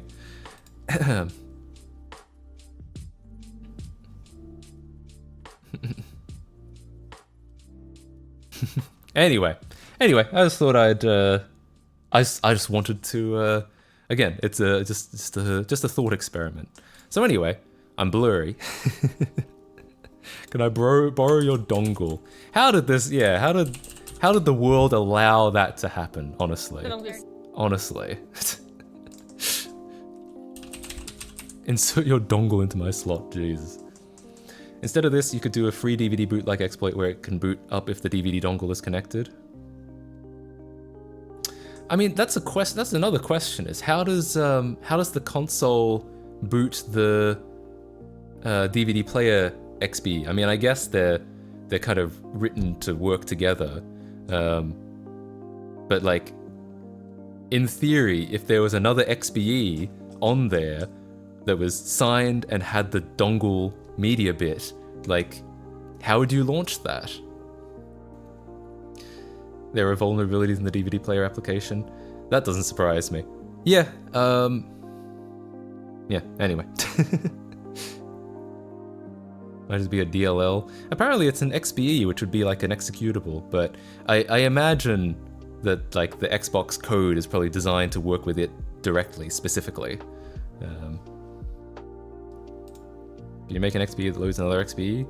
Yeah, you can. There are games that do that, like Shenmue 2. The arcade games like Outrun, they're actually separate XBE games, so it just like jumps from one XBE to another.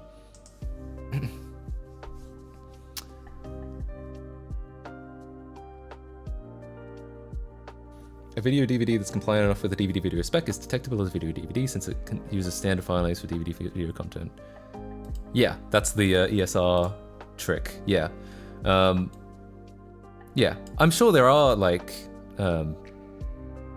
I'm sure there are exploits in the DVD player application. I'm just, like I said, I was just curious, like I was curious if it was non-trivial to make a DVD X2. If it isn't, then that's all I wanted to know.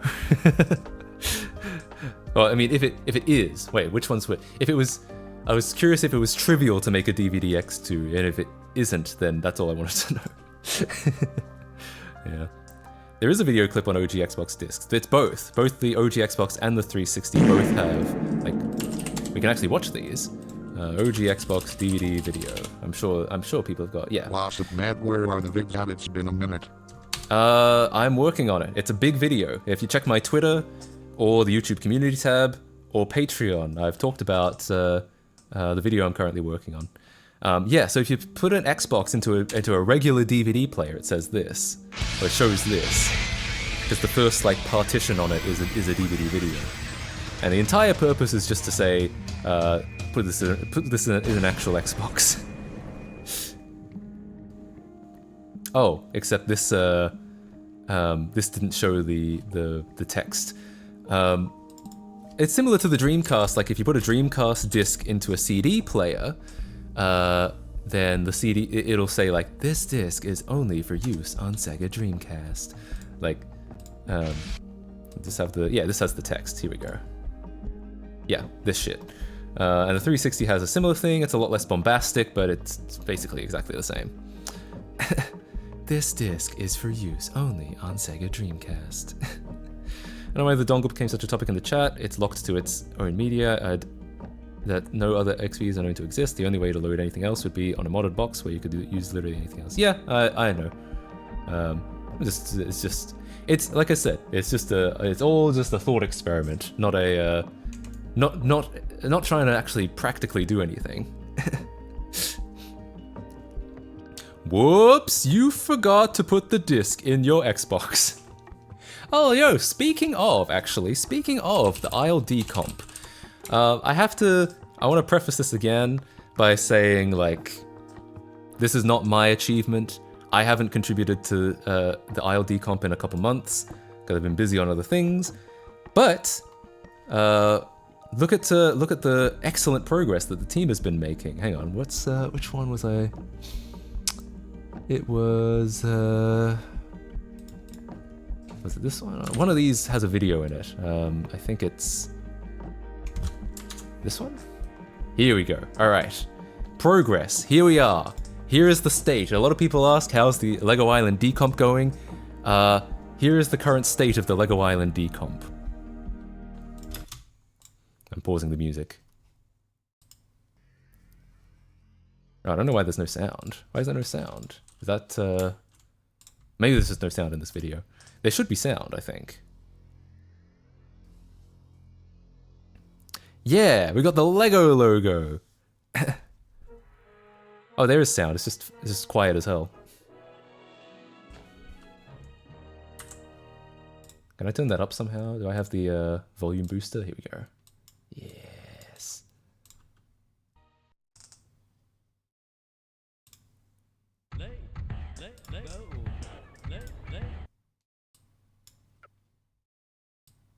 Hello!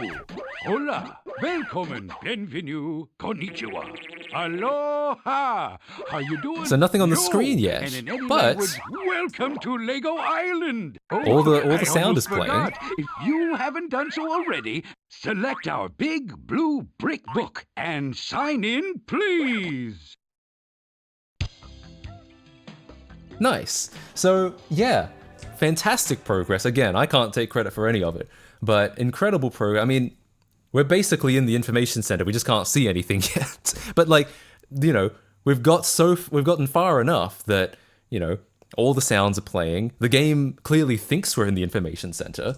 So yeah, I honestly really, really, really cool. I thought, you know, we've only, keep in mind, this decomp has only technically been going for like 6 months.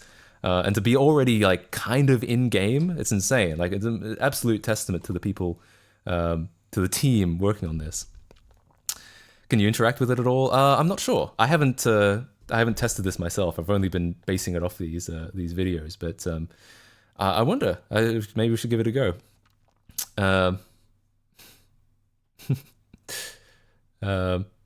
Any place I can donate for the team? I don't know. I don't know if we have any like anything for the team. Maybe we should look into it. I should ask around. What if he keeps talking? Yeah, I don't know. He might keep talking. But yeah, really exciting. I remember in 2019 when I started, you know, my first attempt at a decomp in September. I thought to myself, you know, piece of cake. I'm gonna have this. I'm gonna be in the information center by the end of the year, 2019. We'll be in the information center. You know, then 2020 passed, then 2021 and 2022, and it was kind of like, well, yeah, I don't know. I have no idea if we'll ever see, you know, decomp in the information center. But here we are, pretty much. Again, you know, no visual yet, but here we are, like 90% there. I want to say, like the fact that enough is working that we can get there. You know, it took a couple more years than I thought before we got there. But it's, you know, it's very, very, very exciting to see. And like I said, you know, this decomp, this incarnation of it has only been going on for 6 months. You know, I say it's been a couple years. It's been a couple years for me because I've been, you know, dragging my feet on the whole damn thing. But, you know, this team has been working so quickly. There's like, you know, if you look at the pull requests, there's shit happening daily. Daily stuff is going on here. It's absolutely amazing to see. So yeah, that's what I just wanted to share that with you guys. And very exciting stuff. Now it's half a decade later. Yeah, I know.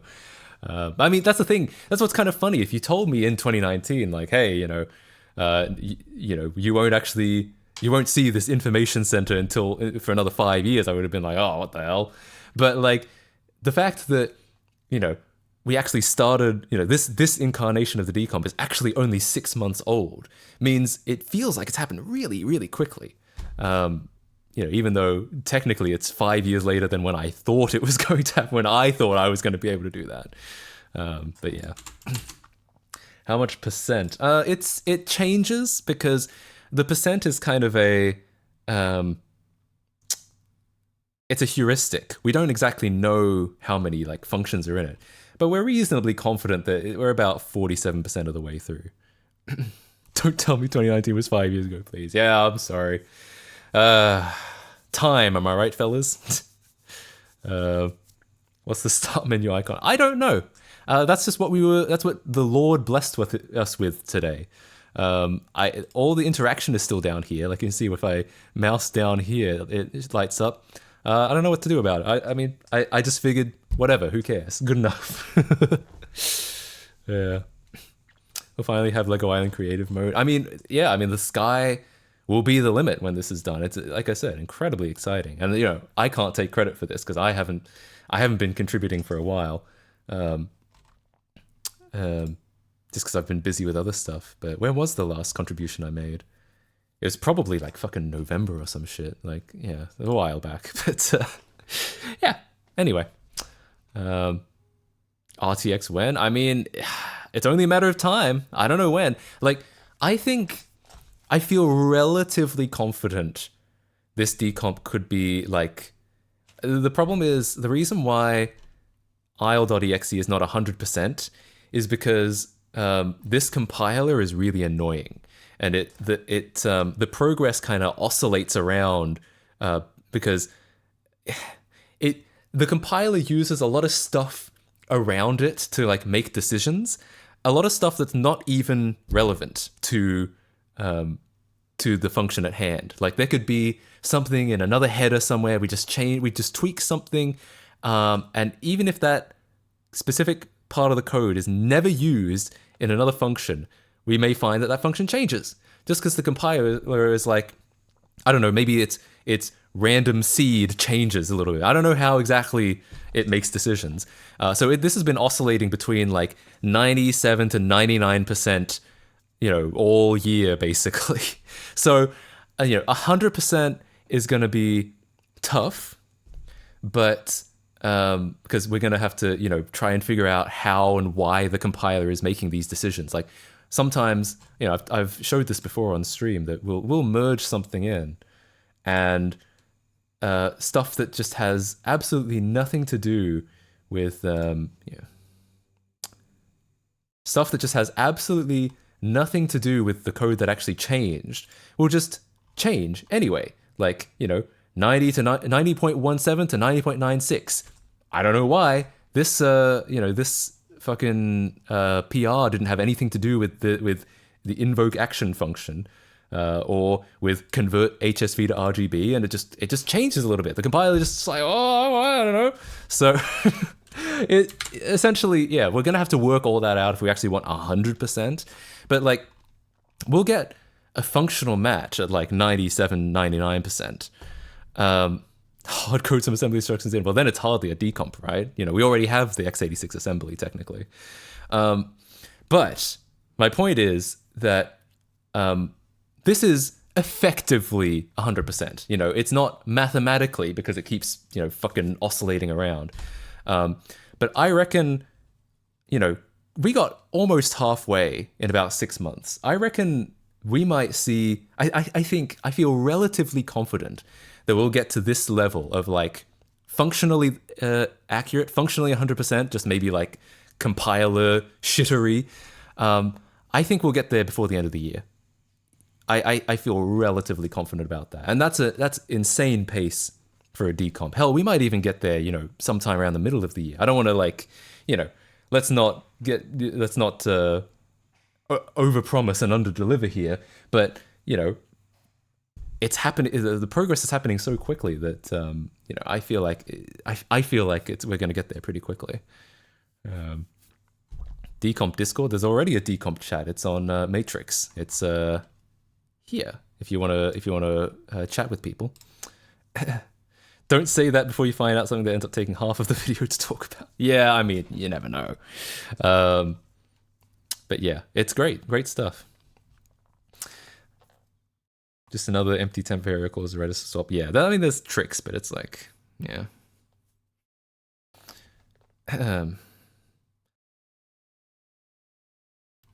You see that Lego hide and in present has some destroyer? No, I haven't seen that. I'll look at that later.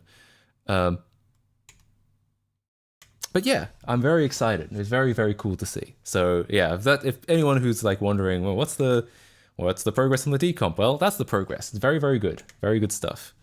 All right. Well, I might be heading off now. I know this was a short stream, but I'm busy on this video. I don't want to like burn myself out, so I can't make any progress on the video today. Because that's if I'm streaming like 8 hours, then all I'm going to do after that is just go straight to bed. And there's nothing wrong with that, but I'd like to get a little bit more work done. So, I love joining when the stream ends, yay. Exactly. Quick stream, it is. Just a quick stop at Toby's. But yeah, a lot of really exciting stuff on the way. I've got, I think I've got some really cool videos planned that I'm working on. They'll all be kind of like, they'll all take a bit to put together. There might be, 2-month gaps between videos. Anywhere between, I would say expect anywhere between 1 to 2 month gaps between videos. This is a particularly long gap because I didn't start this video until like December. I was focusing on streaming and like the Shrekathon and stuff like that. So after this video, when this video is out, hopefully by the end of January, expect, somewhere between 1 to 2 months between videos, but hopefully not much more than that. May your video editing be buffering free and rendering errorless. I appreciate that. That's what I hope for as well. All right, I'll see you guys later. I'll raid you guys off to friend of the stream, Greedy Jr., IRL friend of the stream, and I'll see you guys. I want to make sure I'll be back. God, actually, my weekend is pretty packed. I might be back early next week, Monday or Tuesday. Tomorrow, Friday, and Saturday, I'll be like packed. Sunday, I'll probably be free, but I might need to relax from the previous 3 days. So Monday or Tuesday next week is probably when I'll be on stream next. All right, I'll see you guys next time. Again, Monday or Tuesday next week, and yeah, have a good rest of your days. Thanks for joining. All right, bye-bye.